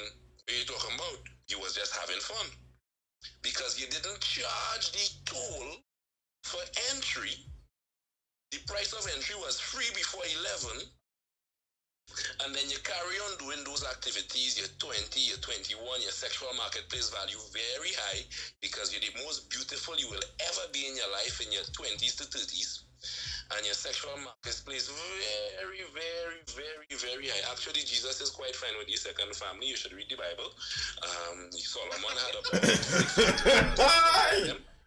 so that aside, Actually, just now, if you read the Bible, God was not pleased with it. And he said that it was in the time of ignorance, God winked, and it wasn't his ideal, because in the beginning, he made them Adam and Eve, man and woman, singular. So he was not pleased with it. Also, the woman led David away, the woman led Solomon away, so it was not a benefit to them. Multiple families, time and time again, has proven that it doesn't benefit the men. So that's one of my main critiques with this whole red pill manosphere nonsense. Sometimes they push that polygamy on men, which is a curse for men. It is a horrible thing for men. It doesn't benefit men. Now, on the other hand, Ria, the question you are asking, the answer for it is because men naturally want to be polygamous. So you're asking, why would a man go through all of those relationship things with a woman and not be in a relationship? Because a man naturally, his biological urge leans towards polygamy. So a man will, and this is something that many women don't understand because, as we said before, it's different between men and women. So for women, you may not have that urge to be like that with everyone else. You just want to find your one person, and you find it weird that a man wants to do that. But this man would literally feel normal carrying you out, carrying you out and whining and dining you like his wife, and then carrying the next woman out and doing the same thing, and then carrying the next woman out and doing the same thing, and he doesn't feel any way lesser for doing it. He actually feels good doing all of that. And many women don't seem to understand this. So they sometimes take that special treatment and think this special treatment means that they have a special place in the man's life, which is not necessarily true. You have to understand that at the same time too. So I have a partner. Well, I don't want to say partner. So a man, just to confirm on Nathan's point there. So once it is you have a man who is not willing to be in a relationship, the main reason is because they want to be able to have other people. Well, Rhea, if you are giving the man the relationship things, because I don't want to say anything to get the live ban or block or whatever, but if you're giving the man the relationship things with no relationship, then it's your fault for because you getting what you accepted. You understand? Because if he could get it for free from you, why he have to go to market pulling cow? He could just pull a little bottle of milk on the side. Yeah, but what you're saying, Rhea, is partially true. If the man doesn't want to settle, it's not necessarily that he has eyes in the moment for someone else, but it could be as it were, anxiety about it. So, as it were, for a woman, the whole marrying up and marrying down kind of thing, there is some truth to it because there is hypergamy. And so for many women, if a woman sees a man that is at the ideal for her, the settling down anxiety isn't really there. You want to settle down kind of as quick as possible. But especially if you're a man who has options, that settling down anxiety is going to be higher for you because it's in the man's natural biological nature to want to go with as many options as possible. Now, it's up to men, to me. This is what I believe is the battle for men. And where I believe the red pill and the manosphere should be encouraging men. A man's discipline, a lot of the encouragement for men's discipline is to, although you feel that biological urge to want to go and spread your seed as wide as possible, stick to the discipline. On the man's side, very similarly, on the woman's side, although there's the biological urge for hypergamy, where you always have the urge for more and better, you have the discipline to see where to settle. Let me put it bluntly. To settle. That's a nice conclusive way to put it. Yeah, the reality is people don't want to accept this, but somebody always settling. Whether it's the woman settling for the man who do make as much money as she thinks she deserves, or the man settling for the woman who mightn't be as pretty or skinny or whatever it is he would be his ideal. And that's why I said earlier, when people speak about relationships sometimes, I think they don't speak in wide enough parameters. They speak about money and beauty as if those are the only things to look for. So if you're thinking in money and beauty and only those two axes, then settling becomes obvious. Like, this girl isn't very pretty, so me, the wealthy man, I have to settle for her. But if you see things as having value, even beside just prettiness, not saying prettiness it has no value because that's a lie, but even beside that, you'd understand that what men look for in women are things beyond pretty. Look at the women that are generally married quickest. It's not necessarily the prettiest. Similarly, pretty girls don't get married at all. Similarly, what women look for in partners isn't really wealth. It isn't necessarily wealth, because all women do not marry the richest man that they have as an option. It's not when women are seeking an option, it's not like they go through their phone book and see the richest man and that's the one they go for. That's not actually what women do. Even though some bitter men on the internet might want to make it seem so, that is not true. We know that is not true, because you know women out there and you know that's not what they do. In real life, because I looking at who married around me and the people I know who married and so on, it's not the fellas who are the most. In fact, the guys who have the most money not getting married. Very true. The girls with the most followers on Instagram and TikTok not getting married. It's the regular, average, normal people who met each other, saw each other, and decide, you know what, I want to be with this person for the rest of my life. We go in and make it work, however we could make it work. You know, I partially agree with that. That's not my experience. The wealthy men I know are getting married. Probably all of the richest guys I know are married already. Married pretty young, actually. If you look at the world's richest men, probably the top 100 of richest men are married men. Wealthy men generally get married. On the flip side, I do agree that very often Men getting married 5 and 6 times. sometimes, but not all of them. Go through the wealthy list and it might shock you. Go through the list of wealthiest men and it might shock you what you see how many of them belong to stable marriages and stable families. But on the flip side, the high follower Instagram accounts very often, they don't, and I might see to some extent can't get married. So yeah, there's that. Yeah, their business model would kind of make those things difficult for them, because again, I think to me, when a man marries a woman, he's looking for somebody to mother his children in most cases. And if you're playing the influencer game,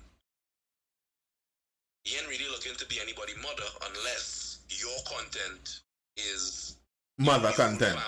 The only mother content, and that is something that starts after you done become a mother. So the hot girl content creators, their money maker is their youthful physique, and they, Ria, what seems to be the problem? What's with all the faces? Personally, I would not want a wife that is willingly putting herself out there to be sexually sexualized. Yeah. To monetize. Because like even with this corn worker who recently came out and was talking about she wants to do the family thing and she wants to be in this stable relationship and blah blah blah and whatever. Just now, Instagram, my battery is dying over there on Instagram. So Instagram, I think I'll have to say good night for now. Glad you all tuned in, Instagram. See you all tomorrow later. But we're still on, folks. Go ahead. Yeah. But so like, let's say a man want to play the ass in his 30s. He could still get a 20-year-old wife when he's 45, you know? Like, Okay, pedophile.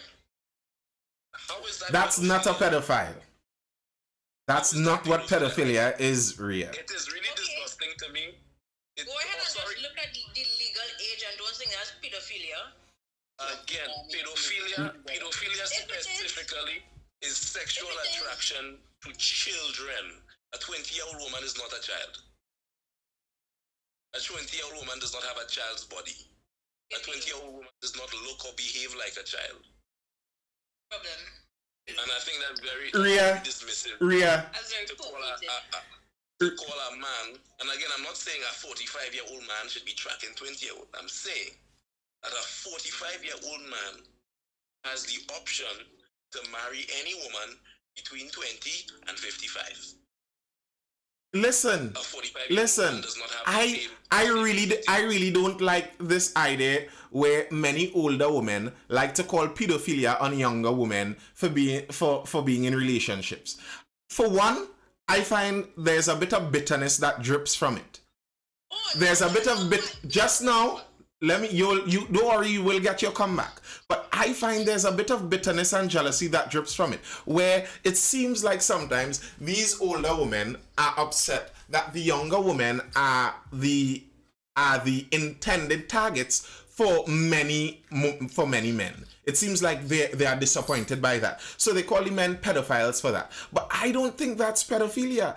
The man isn't attracted to a child. The reason pedophilia is a crime is because it's a grown adult being attracted to a child who is incapable of functioning and thinking as an adult. For a grown woman to say pedophilia for a 20-year-old woman, what you are suggesting is that this grown adult woman cannot think and function as an adult, and that her mind is somehow too immature to make these decisions, which is a lie.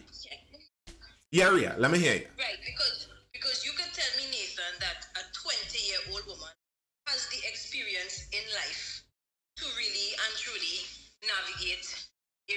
relationship, especially with a person Yes. 40-something Why years not? of age. Yes. When she gets in relationship experience, You see, this is just now, Gush, just now. I think, Ria, this is where you are misunderstanding men versus women. The man does not want you with relationship experience. And that's what so many people, so many women don't seem to understand. The man doesn't want to know that, hey, you know, I had 10 years of relationship experience. And no thanks. I would like none, please. Because for me, if it is you tell me that you are 28 years old and your boyfriend is 48 years old, that is different. That is different to me. If it is you meet this man, or if it is you start dating a man 20 years your senior, when you have gone through some things in life and experienced life and You mean, develop these things on your own. I don't wanna get crass, but very often when people talk about going through some things, you mean now you have some buddies. And no, that does not make it better. Experience life you go through, like you go through trying to find your career path, you go through trying to find to put on a house or to buy Why? A Why do you need to put down on a house before you get into a relationship? 20 years old, you telling me at 20 years old there's a young lady who knows herself to the extent where she can be secure in herself that a 45-year-old man is not going to persuade her to be who he wants her to be? Well, you see, this is where you aren't understanding the relationship dynamics. The reason the man is going there is because that's what he wants. He wants a woman who is willing to come in and join the relationship and be okay with him being the leader of the relationship. That's what the man wants. He wants a woman who would be okay with looking at him as the leader, looking up to him as the leader in the relationship. And nothing is advantageous about that. That's the kind of relationship that the man wants. What's wrong if he wants that? You're saying that no, this man shouldn't go for that. He should wait till this woman ages another 10 years, goes through a lot of relationship heartbreaks, has a broken and bruised heart, hates men, and then is much harder to deal with. And then I'm going to marry her and bring her home where we are going to butt heads and be at loggerheads till death do us part. Instead of us getting each other younger when we are more malleable and maybe able to fit into each other's program easier. Don't try to misrepresent what it is I'm saying. I am not saying that you want a woman to be damaged and whatnot. What I'm saying is that at 20 years old, no young lady knows herself that well, or no young lady is secure enough in who she is. What do you mean know yourself? What do you mean know yourself? What does that mean? If it is you are in a relationship at 20 years old with somebody who is in their 40s, more than likely, because you are still molding, you are still growing, you are still developing yourself, your unique character, because let's be real, I mean, throughout life we always change, right? Yes. But if it is you are at this age where it is things change quickly because in this season of your life is when it is you try new things and you adapt new things. But if it is you meet somebody who wants you or who prefers you a certain way, you are going to become this way because that's how they like you, how they want you. Are you strong enough in who you are to say, yes, I know you like the adventure type of person and I will go on adventures with you. However, I prefer to stay home and read a book. I prefer to just have a cup of tea and listen to some music. You understand? Like, that's what I'm saying. At 20 years old, is it that this person is it that when it is you date this 20-year-old, it is because you want to make them in who you want them to be, or you want them to be who they want to be and love them as they are? Well, here's the thing. I think people grow into each other in relationships all the time. My wife is training me every single day. I am training my wife every single day. Just now, let me finish. I will finish. And you will get to see again. So, relationships, you're working into each other all the time. I do not understand why it is a negative thing for someone to grow into a relationship with someone else. So, yeah, you're 20, you haven't had much firsts of anything yet. Is it a problem to experience all of those firsts with someone you decide is the love of your life? that all of the firsts I experience in life will be with this one person. You know, I find it so strange that sometimes we look up to the romance of older stories. The romances where they were together and they experienced everything together. And then we make decisions in modern times that move away from these same romances. Yes, what made some of these things more romantic is they experienced everything together. And I don't see that as a negative. That somehow a young lady at 20 has to go out and experience the world and experience all of the, well, not necessarily the hurt of the world, but you're saying just in general experience more of the world, and then she goes into a relationship and that would make the relationship better. I am willing to wager that might actually make the relationship worse. No, but that's what I'm saying. I am specifically talking about a girl who's a certain age and a man who's a very, very different age to her. It's very different when it is you consider two people, even if it is my boyfriend has traveled before and I never traveled, and I'm 29 and he's 30. That is different in comparison to what it is I'm speaking about when I refer to a 20-year-old girl and a 45-year-old man. It's very different. Experiencing first is not so much the issue. It is knowing or trying to figure out if half the things that you do or the person that you are or the person that you're becoming is really who you want to be, is your identity in who it is this man makes you, or who it is he wants you to be, or who it is he likes, or what is his lifestyle, or what is his whatever. That's the thing about it. Just one thing before the chat scrolls too far. HB Nikki, you're saying that the divorces are caused when people marry young and when they're not the same person when they reach 30. Actually, statistically you are in the opposite. People who marry young stay together longer. People who divorce more are those people who get to know the world and get a bachelor's degree. If a woman gets a bachelor degree, higher chance she divorces. If she gets a master degree, even higher chance she divorces. If she gets a PhD, even higher chance she divorces. So what it kind of seems like, you must understand there, from someone looking at this from a statistical point of view, the way men look logically at things, you must understand this kind of seems like the more this woman experiences the world, the higher the chance she leaves me and she divorces me and disrupts my entire life. So why should I wait till this more experienced person who has experienced more of the world comes to me, who is going to leave me in 10 years with a ruined life, versus let's all get together when we're young, mash into each other in a way that we actually blend together and could stay together. Understood. And you're still talking about, in that second instance, two persons who are young. It is like a jigsaw puzzle, right? If it is you are this particular piece at 25 and I am this particular piece at 24, we may fit together.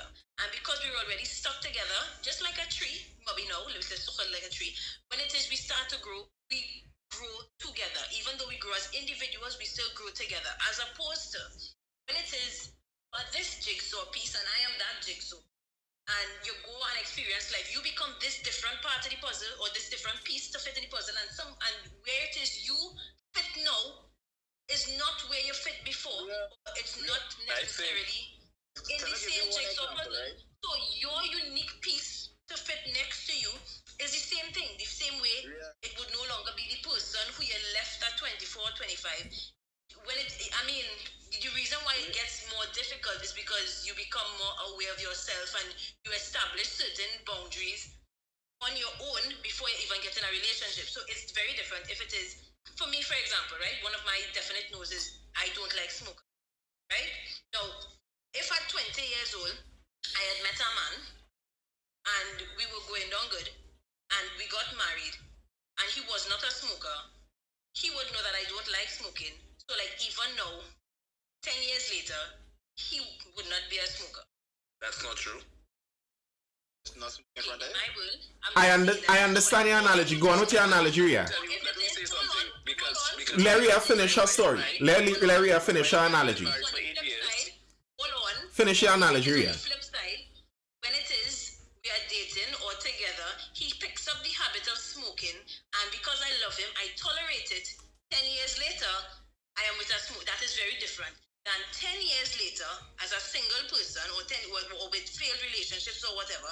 10 years later, I am here saying I am adamant I do not want a smoker, because throughout that 10 years now, instead, I may have had somebody who wasn't a smoker, I may have had somebody who was a smoker, I may have had somebody who never smoked cigarettes but they smoked weed, or whatever the scenario is, and I reach a stage where it is at 30 years old, unmarried, I am definitely putting down my foot and saying, there is no way in Jesus' blessed name I am marrying a man who smokes. I understand. I don't, not even a pipe. Well, Gush, who had something to say? You all had something to say. Go ahead. I believe Ria is starting her argument from a very weird place concerning this whole growing thing, because I don't believe that at any point in time any single human being is static. Everybody is always changing and being influenced by the people around them. So whether there is a significant age gap between people or not, when you spend time with and around people, they are going to influence your behavior. And we're not even talking about a romantic relationship. In general, you're going to be... Right? Let me add one piece to this. I have a friend. I have a funeral home. Right? Sorry. The husband... I said that before, my bad. The husband got married at 19 and the wife, her mother, was 31. And they continue to this very day growing a very nice life. They built a nice empire. They have 3 wonderful kids. And they made it work. They blended together. And I don't seeing this firsthand, right? The age gap was weird when I was younger, but as I get older, I see people change. And they will change with you. Love is a very real thing. Love, understanding, and communication is a very real thing. They can't just come and say, just because this person is a big age gap, they're trying to mold this person and change this person and whatever. Well, there's an understanding in between. That's the most important thing. There are two parts. You say for certain that the woman would not be the one with more influence in the relationship, more leverage, because she's younger. There are two parts to this. Just now, Ria. Just now. I want to answer you. I want to answer what you're saying. But I see HB Nikki keep saying this in the chat. HB Nikki, there are two parts to this. There's the not getting into a relationship because you need to get to know yourself. And then Ria's problem isn't that a 20-year-old shouldn't be in a relationship or shouldn't marry, but your problem is the age gap. That's what Ria is talking about. What you're talking about there, HB Nikki, is a problem I actually have with modern times, where we act like 20-year-olds are children. Listen, 20-year-olds, 500 years ago, 20-year-olds were conquering the world. They were conquering the world. Now we act like 20-year-olds can barely walk the road by themselves. A 20-year-old is not a child. A 20-year-old is not an infant that needs cajoling and moving around. No, I am not talking about your point, Ria. I'm talking about HB Nikki Groupie's point, where she was saying that 20, you know, finish right CXC, you don't even know yourself. That's not true. And if it's true, that's a problem. That should not be that way at 20. You should not be some naive, innocent, don't know anything about the world, anything about yourself at 20. You should be pretty knowledgeable and pretty capable at 20. That's one. So I don't agree with that at all. That somehow 20 is too young. No. That's rubbish. But on the age difference side, now, Ria, I will say that there is a difference between the genders even in that age gap. What Hex Senpai said there about the 19-year-old man to the 31-year-old woman, I think that is a much more difficult thing to navigate than a 20-year-old woman and a 45-year-old man. Here's the reason I would say. Because relationship dynamics are not the same between men and women. That is just the fact of the matter. That is just the fact of the matter.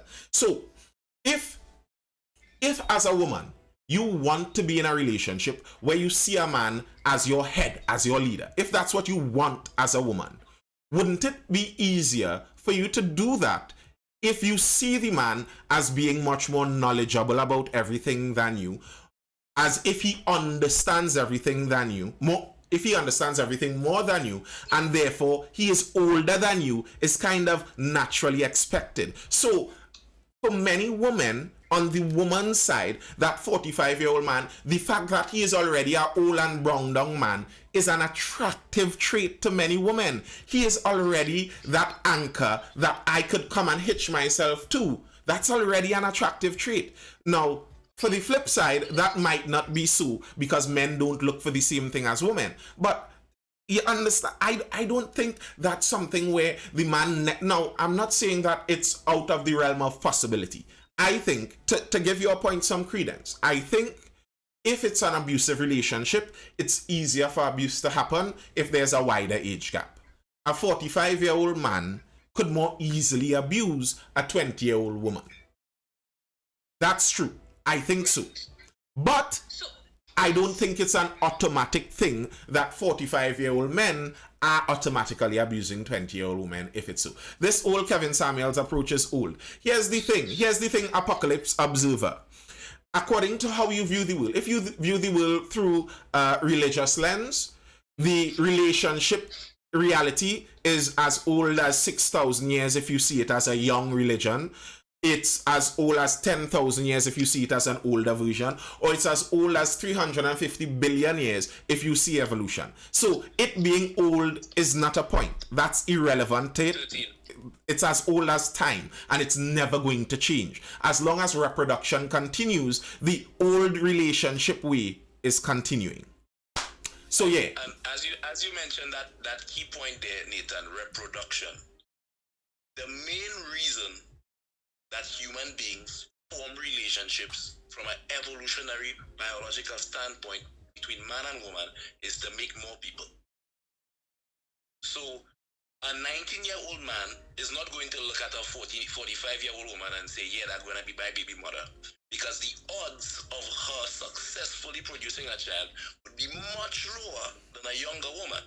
The reality is, for a man who is 30, 40, 50, 60, 70, the ability to have children is still going to be present, which is why when I made my first comment about the strategy between men and women, where the man could wait until he have his mortgage and he have his car and he have all his nice things and so on, then decide, I go in and look for a wife. The reality is not the same for the women, because it is going to be more difficult. You know, like my sister is a PhD, nice for her, no husband, no children. Don't put your sister up so now. Do she dana? No, but she didn't want that. Because when she had the opportunity to have a husband, a nice little red man from Trinidad proposed to she on their graduation day from his Grambling State University. She was only 25. Don't push you up and so the man proposed to her. And she said, nah, I want to get my master's. So right now he have his wife and his children, and she have a cat. You understand? Because she prioritized her education for, becoming a wife. And that was her choice, and I'm sure she's happy with it and so on.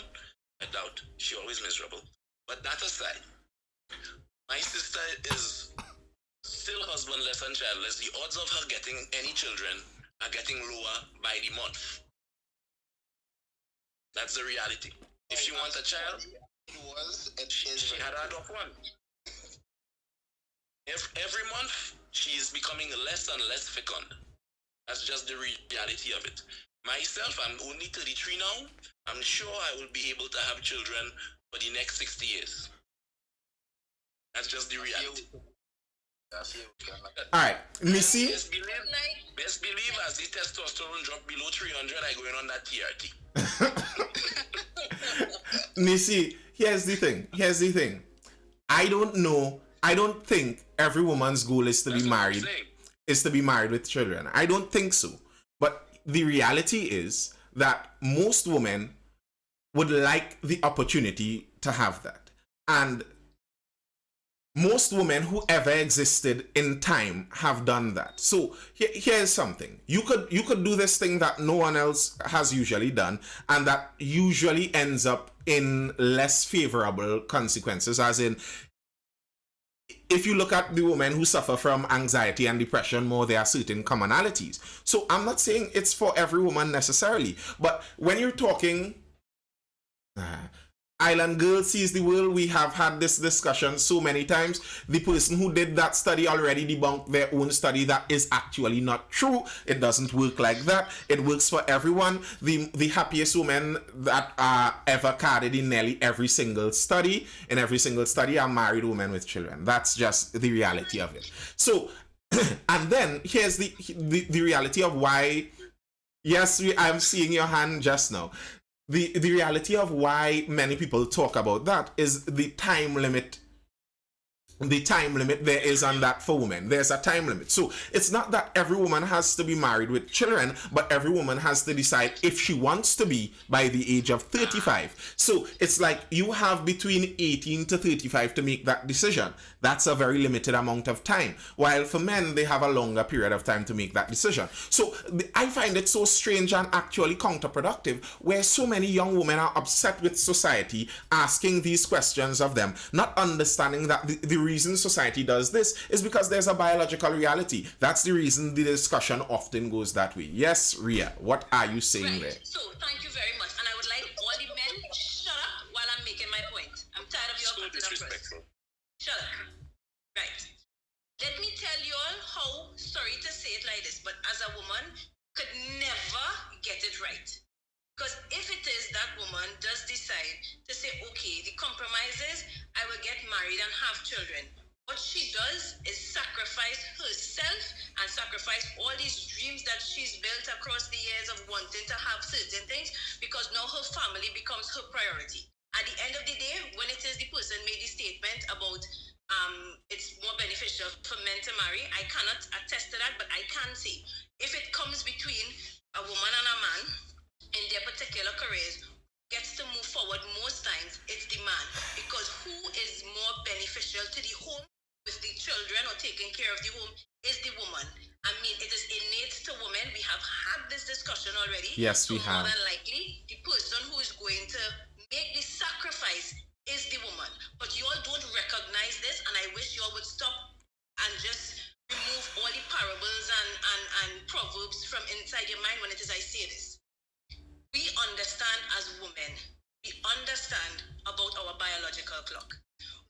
Wait, before you go on from there, no, I have to interrupt. Let me tell you why I have to interrupt, Ria. Because you're moving on from the sacrifice point that you made after we spoke about this sacrifice point already, Ria. If both of us want to talk, both of us could talk. But here's the reality. Before you move on from that point, we have to deal with the sacrifice. Because I spoke about this before, and it's the same selfishness. And this is what plenty of you women, wait, what you don't understand with this, is that when you say this, what you expose to the men out there is that you are a selfish person. You don't understand the reality of sacrifice. You act like somehow a woman sacrificing her job career is the only sacrifice made in a family, while it is not. The reality of life is sacrifice. There are two types of sacrifice in life. You could sacrifice now for the future, which is the good one, and you could not sacrifice at all and suffer in the future. Everyone has to sacrifice. Men in marriages sacrifice, women in marriages sacrifice. To make it seem like one alone sacrifices is a lie. Now you could go on to your next point. Understood. Again, I now make a whole speech about men don't cut me and only cutting men. This is what I was trying to say. When it is 20 years from now, we have our children and they're playing in the back and we have one grandchild and there's a barbecue because it's somebody's birthday and thing, we are going to look back and be grateful for the sacrifice that we made for family. We are going to look back and say, you know what, thank God things worked out like this. But there will always be a part of us that wonders what it would have been like if it is I actually was able to do this. Would I have been if I had really been able to pursue this career or do this? You see, just because... And men don't wonder about that. Hold on, just because the sacrifice is there or because it is expected or it is because of what happens in marriage, it doesn't mean that at any point in time you cannot think about who you could have been or what you could have done or how else everything could have turned out, right? Because here's why. Because at the end of the day, when it is the man does his sacrifice and works harder, he did not give up a dream because he did not not have any What? dreams and hopes of being a housewife. What? Hold on. Listen to What me. rubbish am I hearing here? Hold on, listen to me. He did not have any, because the decision is to be between being the career, the pursuing a career or spending more time in the home. That is such an insult to fathers. Hold on. His choice of the same thing, pursuing his career or developing his career further or being more present at home, he definitely did not want or will choose the staying at home more. He would choose, I'd rather work. You could go ahead and stay home with the children. If it is at any point in time you are telling me men would prefer to take, shut up. If you are telling me at any point in time men would prefer to literally take bringing tears to my eyes. Stay home, wash him Wow. up, and stay home. You are and let him go literally. I understand why you struggle now, Ria. You hate men. I have a daughter. You don't understand men and you despise them. I understand the sacrifice I made, and the man then would say, I understand and I'm grateful for my family now, but he too would have wondered what his career would have been like if it is instead of cutting back his hours, or if instead of denying that promotion, what could have happened if he was promoted, if it is he was given partner, if it is he was this, if it is he was that. Okay, just now, Ria, you do not understand men. Ria, you have no concept. You have no concept about the life of men. And that is the problem right now. You have no concept about the life of men. You're assuming that the only thing in life there is career and family. Like if just now, hold on as you said, like if men, You all do not understand the life of women. You all think we have it easy because we are. I never said you have it easy. I never said you have it easy. I have never, ever in any of my life. You all don't know how much men sacrifice. Do you all understand? And that's what I say. When it says I was talking about a woman sacrifice, and you all were rolling your eyes because you don't think that's a sacrifice. I am rolling my eyes because you're acting like it's. I am rolling my eyes because you're acting like it's only one person sacrificing.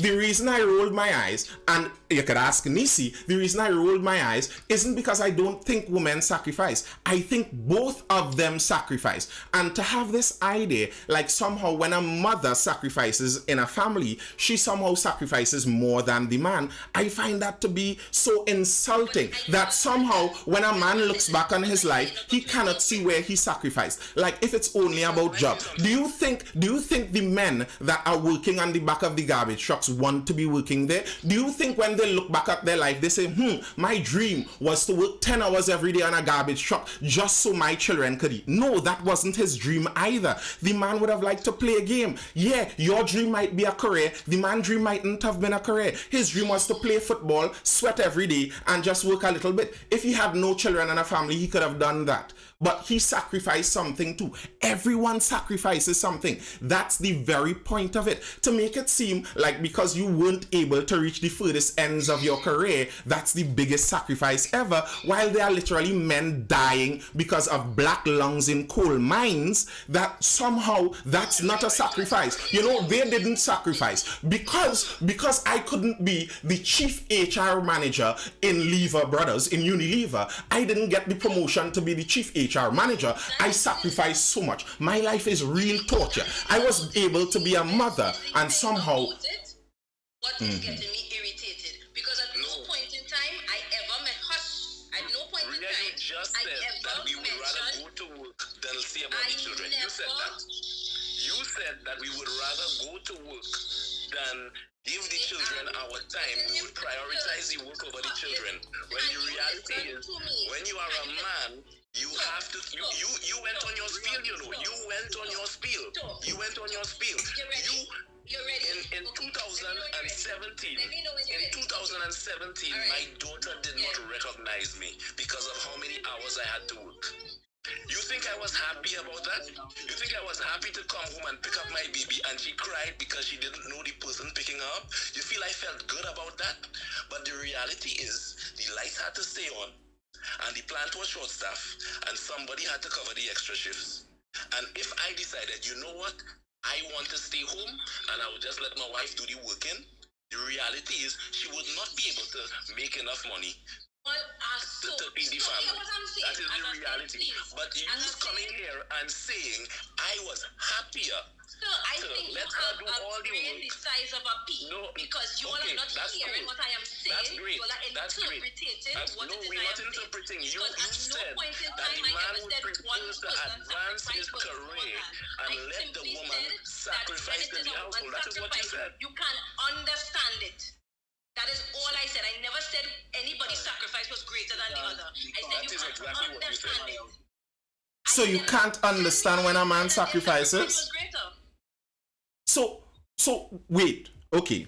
That's what I'm saying. When it is you look back When the 20 goalpost all over the years and place. you have your family and you realize what you sacrificed for, you look back and say, thank God for your family. You will look back and say, well, this is what we made. This is what the sacrifices that happened made this, whatever the case is, Okay. right? Not so? But I am saying there will be some part of you or some part of whoever that thinks about a little bit more what if or who would I have been or how could I have been or whatever the case is. I never said that they're going to look back at their children and regret them and be like, I should have leave you and pursue my career. I never said that. I said the people who do pursue family, when it is they reach a certain stage and they're sitting down on their back porch with a barbecue grill going and one of the grandchildren running around, Right.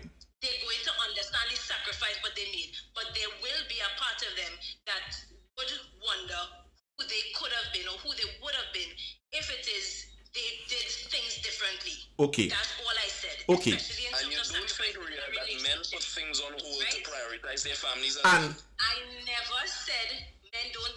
Wow, I said men don't sacrifice anything. here's the question. I just want I'm to asking. Did I No, say I'm men don't asking sacrifice because anything? what is the relevance of saying women sacrifice for their families when men are sacrificing for I their am families in saying different ways? this Because a man particular will sacrifice for his sacrifice. family, make sure his children grow up, put his children through school, and then when he's in his 50s, he goes and he buys some toy that he always wanted. And you know what you guys say he's doing? He's having a midlife crisis. Wait, Rhea, You just just now. the point that I made. I am saying Wait, I want to ask a question just so I could clear up the point. I want to hear just now. is with the I want to ask a question so you could clear up your point. that the man makes more money in his particular scenario that he was drawing reference. I am talking about if it is you have two persons, a man and a woman married. They have one child so far, let's say one bun in the oven, and they are looking at how life goes. Right? Let's say they're at similar places in career. Yes. More than likely, as a unit, as a team, Yes. they will decide more than likely The woman that sacrifices the her career. step back from her duties at Yes. the office for the man to pick up responsibilities at his office. Okay. So that there is still a balance within the family. My point that I made was if it was the reverse and the woman stepped up and the man stepped back to take more of the responsibility in the home, he too would have that thinking in his head. 20 years later, when it is they're watching the children on the back porch with the barbecue, he too would wonder what would have been my life or what would have been I would have been if it is I went up to be manager. If it is I accepted the position and got the promotion and ended up being partner because look Ravi or look John or look whoever, them is partners now and we still real good and I invite them to the same barbecue and they come in later. But just thinking about who I could have been. And that's the point I was making. But again, you all like to talk over me and then wonder why I have this animosity tone. Shut up. Okay. Wait, Rhea, before you get any more vexed and start to cuss people here. Just now. I never said the man unhappy though. Okay. All they hear Wait now, Rhea, don't react now. Wait now, Rhea. Wait. I'm asking a question. Wait. And don't call the Lord name in vain. God have mercy on these people. Wait. So, you have to understand. Just now, when you say that the woman sacrifices and when she's sitting at the barbecue, she could look back. What is the relevance of that in the point? When you say that, it sounds like you're saying as in comparison to the man's sacrifice. If you're saying the woman sacrifices, then in that case, yes, she does, as does the man. I don't understand in that. I'm not understanding. Just now, I don't understand what is the crux of the matter there. That the woman's sacrifice could be more understood. Is that what you're saying? The woman's sacrifice is more understood? That is not what I was talking about at all. At no point in time I was comparing whose sacrifice is greater. I was simply talking So what about. are you even talking about? She's going to say. I don't know. I read them because your wife happy with you, and this is when girls start to get disrespectful, and all let us say women have all the things to say in the We world. don't marry the disrespectful girls, Ria. That's what happens. We don't marry you. That's what happens. That's exactly what happens. We don't marry you.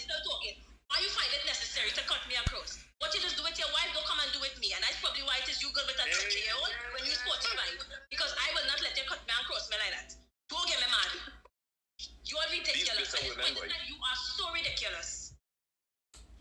So go At ahead and no finish. point in time have I disrespected you, told you to shut up. You know? If you want to keep ranting and raving, you know, and showing your ass, feel free. Good night. Good night. So are you finished? Can I Yes, continue? Courtney Warrior, it seems she does need Nathan, therapy. can I continue speaking to you? Go ahead, Ria. I was listening all the time. Well, can you tell your guests to please not cut across when somebody is speaking? Ria. Wait. He did cut across, yes, but you could have continued making your point, Ria. Continue your point. We're listening. Continue your point. I was not comparing, as I said before, and as I showed you all in what I described. I never compared making sacrifices. In the initial instance, the talk was about when it is a woman chooses her career over having children. I was just making a note that even when it is a woman makes the sacrifice to have her children, there would be a time or times when she looks back and she thinks about who she could have been or what more she could have achieved in her career.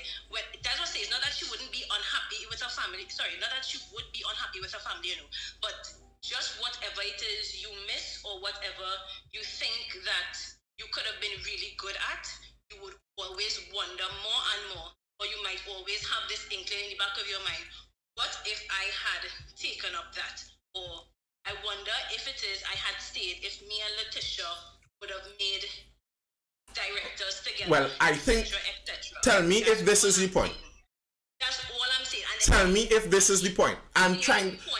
Island Girl sees the world. Island Girl sees the world. I was just trying to get exactly what the point is she's making. That's why I asked her to repeat it again. So all you're saying here is that even if a woman chooses family, if there's a career, there's a family choice. If a woman goes all in on the family choice, even if it does make her happy, she's going to look at some point and have a little wonder about the other side. Now, I don't deny that, and I don't think anyone argues with that. I think that's the reality of any sacrifice, of any decision. If you make a decision to enter one career field over the other, at some point in time you might think back and wonder what I might have been if I were a lawyer. You know, that's things that always happens. I mean, that's the nature of life, where you make one decision and it sacrifices the other decision. That's an opportunity cost. And that's why I said in the initial, when you were speaking about it, it was confusing to me, because I was like, well, that's the nature of sacrifice. That's the nature of life. When you make a decision in life, you choose an opportunity, it's going to cost you another opportunity. That's kind of course. So I wasn't understanding what the relevance of it is. But you're saying that, if you're saying that all your point is here is that if you make one choice, regardless of if you're happy with that choice, you're still going to pine sometimes thinking about the other one, then I completely understand that, and I don't think there's any point to add on that. Good morning, Fearless. All right, Emmanuel Jones, what was your point you wanted to raise coming in? Reference to playing the roles in reverse is to kind of understand why, just to understand, like, when it is women think about it, probably you might think she thinks about it a little too much. That's why I said, if the roles were in reverse and the man took the step back to have the family, to be more present at home, and the woman took the step forward to be more in her career, you could see that he would think about it. And that's what it was to show, that you would ultimately think about what could have been. Right. Literally. And here's a point to remember. Nobody never make no sacrifice. Yes, I agree. But here's a point to remember with that. I understand what you're saying. But if you're wondering by by on the man's side, how it works for the man sacrifices too. And I know you know that. You don't have to say no. I know you know that. But how it is for the man, you see how you're saying for the woman, she might look back and be wondering where she would have been in her career. Oftentimes, you regularly hear it about men. The man didn't want to grow up. This man is still a child. For men, because of the nature of how a man is, the activity of a man, your enjoyment of physical activity. Now, that's a literal difference between men and women. We enjoy physical activity at different levels. So for men, you sacrifice a lot of things. You sacrifice camaraderie, you sacrifice liming, you sacrifice time with friends. So sometimes as a man, men do the same thing. Just as the woman might look back and think what a career I might have had, the man might look back and think what a life in general I might have had. There are some men who aren't family men enough, and they would tell their children that they regret having the children, and the children take away their good life. There, you know how much I used to line by, and you know how much money I always take from. So there is that sacrifice, and I understand what you're saying. Yes, the woman, even if she agrees with the decision she makes, she may still look back. But the same thing happens with everyone on the other side too. Many men, they reach 60 and they look back and they're enjoying their children and their grandchildren, but they're looking back and seeing the missed opportunities they had. Listen, I haven't bought a game console in a while. I would have liked that PS5, but that kind of thing. So yeah. And you see, here's the thing, Ria. Here's a reality. I don't know if this is why you laughed there, but just as I saw that, sometimes the reason there's a conflict between the genders is because women have different likes than men. Men have different likes than women. So if a man says, my regret wasn't that I wanted to make partner in my career. My regret was I wanted to play football more and play a PS5. An adult woman might laugh at that and, well, look at that puny regret. What a sacrifice that was. I laughed at the reality of it. Okay, but that's what happens sometimes. And you sometimes they belittle what a man may have sacrificed in that term. But if you had a desire to advance in your career and the man had a desire to play football every day, it doesn't change the fact what it was in terms of desiring that you left out. You both left out something that you really desired. And to me, I think that's a good thing. I think that necessary sacrifice helps us mature. It helps us understand in life that certain things you have to give up. That's the nature of life. You can't go. You see, I saw someone said you could do it all. You actually can't do it all. That was a lie told in the 80s and 90s that you could have it all. You cannot have it all. You have to make decisions. And by making decisions, you give up some things. It's the reality. I would just like to address some of the comments in your live that was saying that we's big people and you don't need to get on like that. I asked nicely multiple times to don't cut me. I am speaking. Why your mouth? That I am speaking. That I am taking. And this person still continues to cut me. Like, what's your problem? Hey, calm down. Wait. Listen. If like, why? Wait, Ria. If somebody could get you angry, they're just as much controlling you, eh? Just bear that in mind. Okay, no problem. But hear me out, right? Even when it is I am saying now that I asked that you not cut me, you're still coming across to put your voice in. You so want to be heard?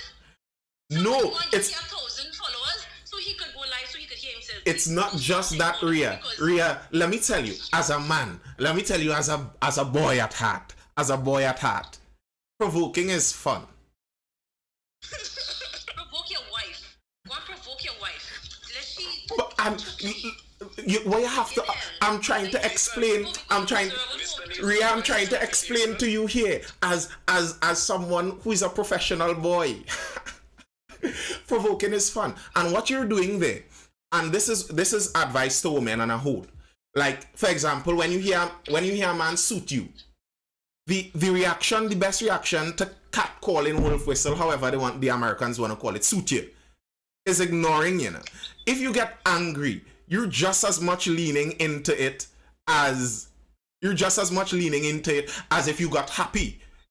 It's a reaction. You're giving a reaction to it. So, like, okay, I understand if you're upset someone is cutting you across, but here's to me, if I wanted to deal with that in a more sensible way, every time someone, if I told someone about cutting me across, every time they cut me across, I would laugh in a flustered way and be like, here you go again. And you know what that does? People who are looking on, they're able to see, well, okay, this person is obviously cutting them across, but it isn't just riling them up like that. They don't have control over you like that. I would advise that is the better way to deal with it. That would be my advice. Nathan, and this is my problem, because up to now you are addressing how I should react, and you never once say, gosh, oh gosh, let the girl speak now. That's not true, Ria. Ria, that's not true. Right, okay, so you did say let her speak, and he did Numerous times. telling me I should control No, my wait, emotions. wait, Ria. I would like to ask the chat if that is true. How many times did I tell everyone, Gosh, wait? why you not cutting Nathan across? Cut him. How many times did I say, let her speak, let her finish, let Ria finish her point? I want to hear what Ria said. I asked Ria a question, let her finish her point. That's not true. I did tell them that. You see, it's in the same tone. It's in the same tone where I would laugh at it because I'm not going to get upset over something like this. It just isn't worth it. I'm smiling the entire time. Understand why Gersh is not speaking?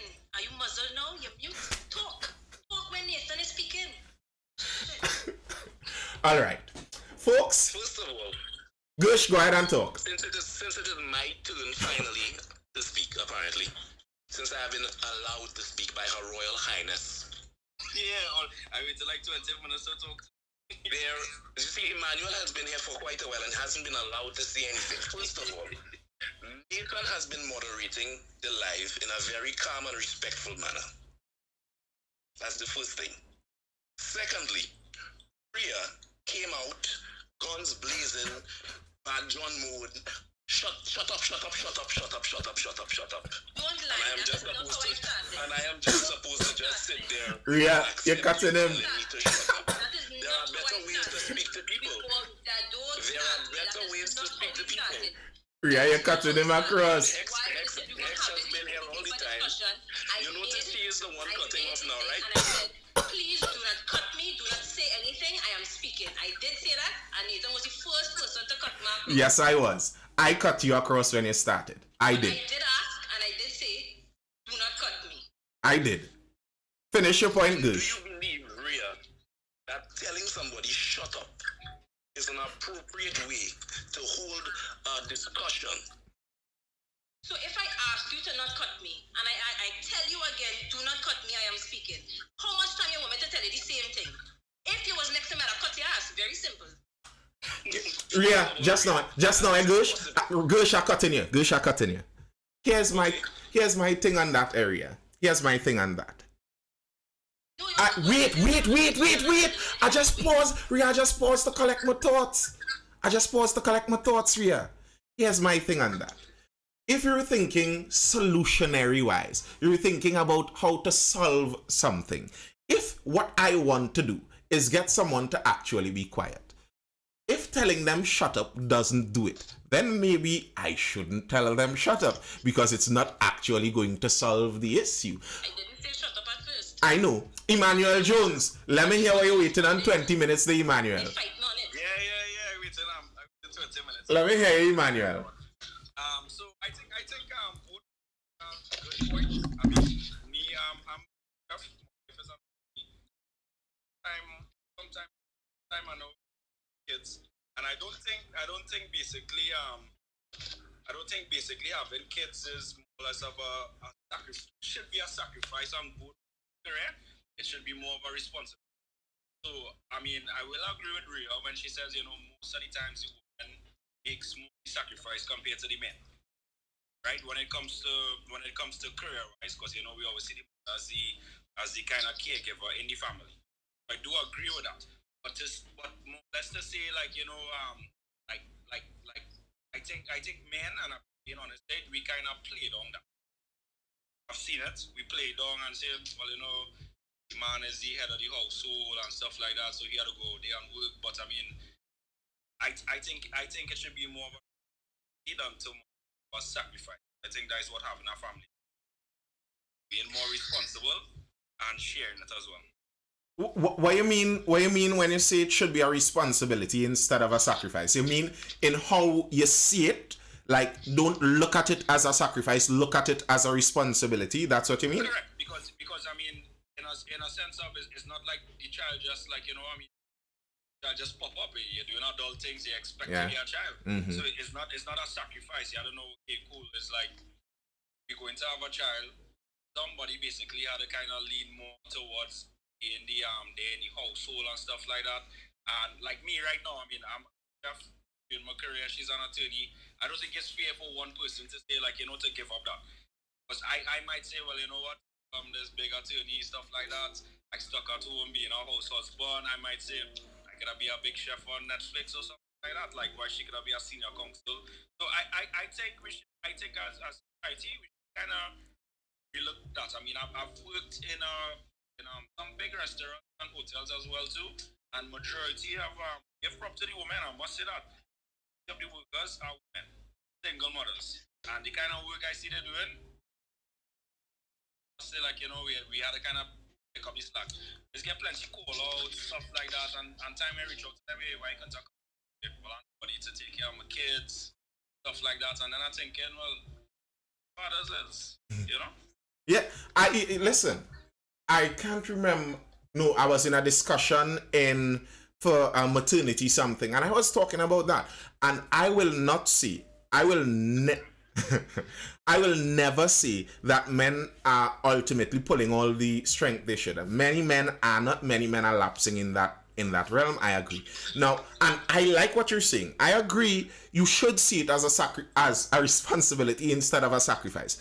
I was using sacrifice because that was the word that Rhea used, and technically speaking, by definition, it is a sacrifice. But I think that if you purposefully go out there to start a family, you should see the sacrifices of the family just as your responsibility. And the reason why I agree it's very important to really see it as a responsibility instead of a sacrifice, because if you see it just as sacrifice instead of responsibility, very likely, as Rhea was talking about there, when you reach 60 and you're looking back on your life, you're taking the post-mortem of your family life. If you look at it only as a sacrifice, it may be very likely that you could end up trying to tabulate. How many sacrifices did I make? How many sacrifices did she make? Did I make more sacrifices than her? And we could end up in the same argument that we kind of ended up in here, which is a problem. And if we both see it as responsibility, as you were saying there, our responsibility is to offer as much guidance to our child as possible. So in order to do that, we need a parent to be around the child more. So now let's look and see, how are we going to be able to supply resources for our family while still giving the child the amount of time that is needed? If in doing so we understand the responsible thing might be that mommy makes more money, so it makes more sense that mommy dives more into her career and daddy is going to be home a little more and do part-time something, maybe that might make more sense. But if you look at it as a responsibility, it's not like you're looking like I'm sacrificing and she's not. It's just our responsibility in terms of the family. So I fully agree with that, and I think looking at it in that responsibility lens might help to pull us away from some of the contention in measuring sacrifices. I agree. There's something I'd like to say. Mm-hmm. So, jumping off from those two statements you guys made, the reality is, men are not pulling their weight. Mm-hmm. The reality is, men are not currently looking to having a family. They are just going with the flow, so to speak. And again, that is the initial discussion we were having, where everything was nice and relaxed and nobody was shouting and cussing and so on. Nobody cussed. Was that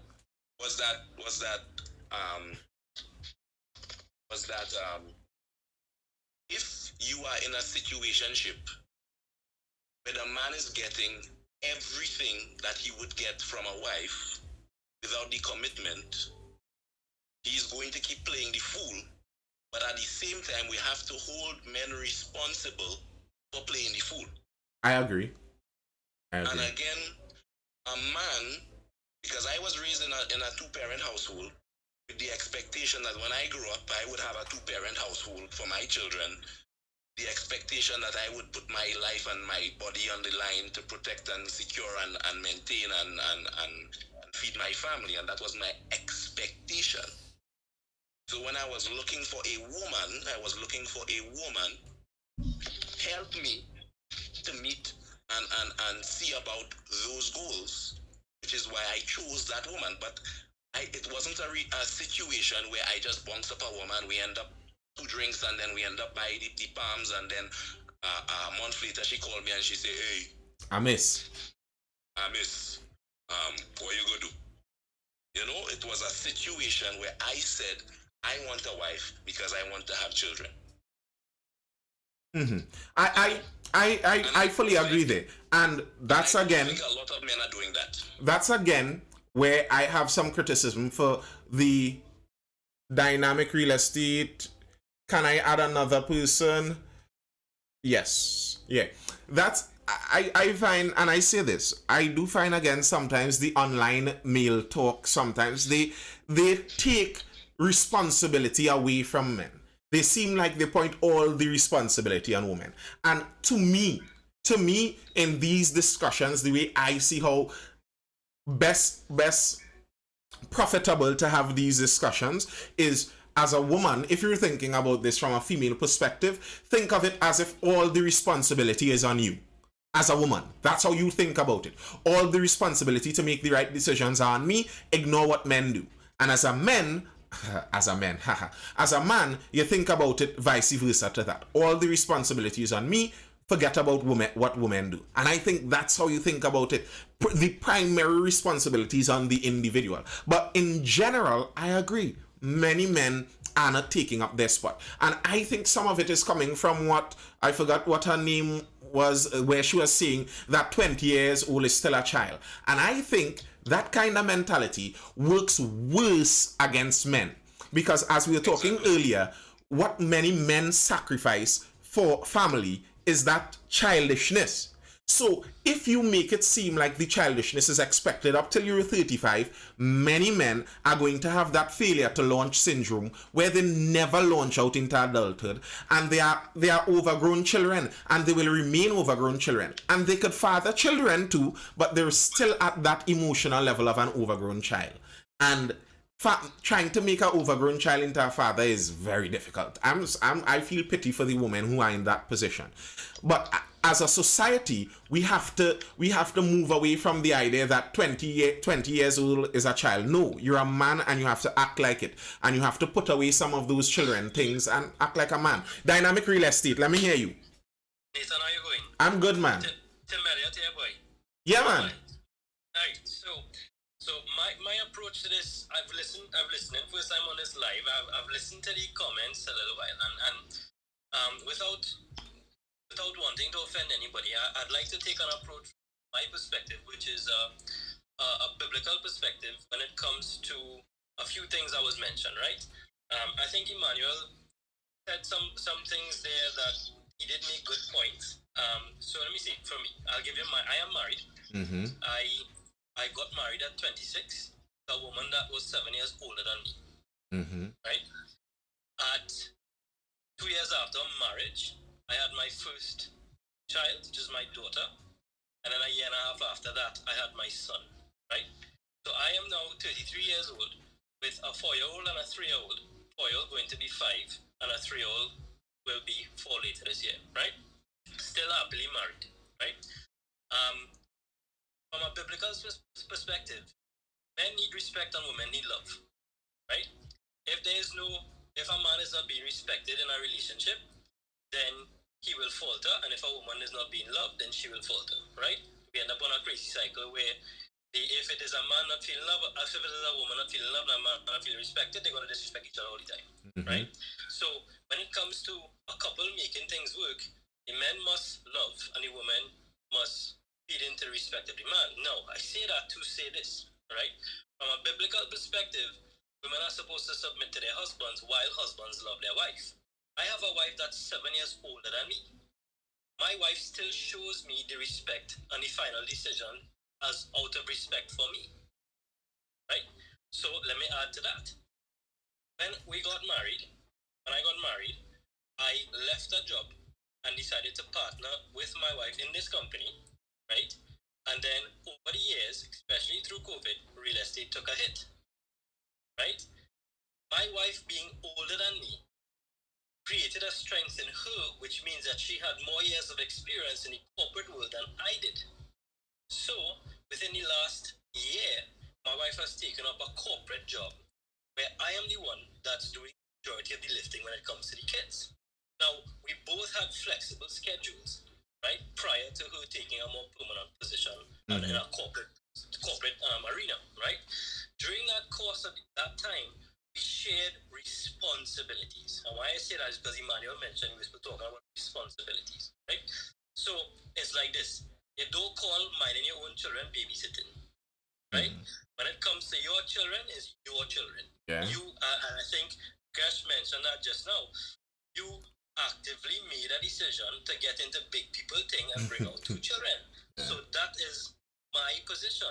I don't see my children as being a choice. And when I say that, I say this to say, I know Rhea spoke about careers and looking back on what that. Rhea, I agree with you. We all will do that. We all will look back on our careers and see. However, I think in any relationship, you have to focus on strengths and weaknesses, right? I will tell you, from day one of my marriage, I do the majority of cooking and cleaning in my house, right? I do that as a man who's also following a career because I have a business. My wife had a business. We came together. 2 businesses came together when we got married, right? So now that my wife has taken a more corporate, I've decided to take on her as well as mine. They're partnering with each other. As a man, I believe that I could take it. And when I say that I could take it, I'm supposed to be the one responsible for the income of this family, and I will take the German and function 2 companies right now while she stabilizes us as a family. All I'm saying is it's a matter of 2 people coming together and making wise decisions as to what benefits the family at that point in time, knowing that kids are in the mix. Because I think Gash might have mentioned it earlier, where if children wasn't in the mix, you could do what the hell you want. You could, or Nathan might have mentioned, you could go and follow your dream and that type of thing because kids are not in the mix. But you brought children into the world, so you need to be able, as your responsibility, to take care of them. So I am saying now, the reason I am up this hour tonight is because I am packing lunches for children for school tomorrow. I am washing dishes. My wife and children sleep in. So from a man perspective, I have no problem filling the majority of the quote-unquote stereotypical woman role, right? Because it is sacrifice. I don't want to use the sacrifice, but it's the sacrifice that I'm making right now for the benefit of my family because it works right now. And keep it this way, right? People talking about, oh, my nature starts school, and they're going to school from 8 o'clock in the morning to 2:30 in the evening. What the hell you need to do? Go and do something with your life. Find a career, and it's only for 4 years. They're taking children in school from 4 years old now. My 2 children in school. So the sacrifices I made or we made within the last 4 years, it's eased up now because the children in school have time. Yep. I'll go hear about you when it's time to do project, huh? Right. So what I'm saying is that, so again, for us, our situation was different because we had the flexibility prior because we weren't working for demand. You know, we control our own schedule. We were able to do that up to a point. But when things became difficult during COVID and my wife had to take a more permanent position, right, we worked to suit. Reason why I say this, and I say this because marriage is a covenant that there is no get-out clause when it comes to me as a Christian. I can't speak for any other Christian speaking, right? When things get hard, figure it out together, right? Because somebody mentioned about looking back on the past and whatnot, right? There's nothing stopping you from following your dreams. I'm following my dreams right now. My wife is following her dreams right now. We're just doing it in different arenas right now, right? So all I'm saying is that children don't make it. It makes it a little more difficult to schedule, but it doesn't make it impossible to follow your careers when children are in the mix. Because if it is you base your life on children alone, then you're not living, you're living for your children, and that is a negative thing when the children get big and they move out. That's true. That's true. Because when the children get big and they're gone, it's you and your wife, or you by yourself, whatever your situation is, right? That's a very important thing. Keep you and your wife as the priority and keep the children as the Of course, because I think of my children all the time. My purpose now as a parent is to make sure that my children have the grounding that I didn't get as a youth growing up. right? So that they could have better opportunities than me, right? It is very difficult living in this country with looking at opportunities to turn you. Yeah. Right? But again, as a man who is married to an older wife, right? That has a business that is doing the majority of lifting when it comes to the quote unquote women duties. I have no problem with it. The reason why I have no problem with it is because it's about the stability of the family and not about who can make more money. It's not about who sacrificing career and whatnot. It's about the stability of the family and the longevity of you and your wife and your children. That's what I have to say. Yeah, I like that. I like that. And weird Sci-Fifted is Sci-Fifted how you pronounce that? The topic was all kind of things. This was Thursday. Thursday is where we talk. We just come and we talk. There was no full topic. The topic was ranging very far. And I like that. That's a good compliment to close tonight. Sift Ed. Sift Ed. How do you pronounce it's SYPH, that is SIF, IFT, that is if. Sorry, my bad. Sifted, sifted, it is sifted, my bad. But yeah, I think that's a good place then, because basically what you were saying there is you gave, like, as it with your the real life working out of what Emmanuel Jones was talking about there with the responsibility, where it's not a hard and fast thing. It's not like there's a rule book where you have to do this way or you have to do that way. But I like how you establish that there's an overlying structure you deal with respect and love and what is due from each person, and then from there it's a responsibility on maintaining the family. So the decisions aren't hard and fast in one area. It's what works best for the responsibility and functioning of our family. Sifted. I don't mean to extend it more. But Yeah. You see, unrealistic expectations is what causes relationships to get mashed up. Right? You need to set your expectations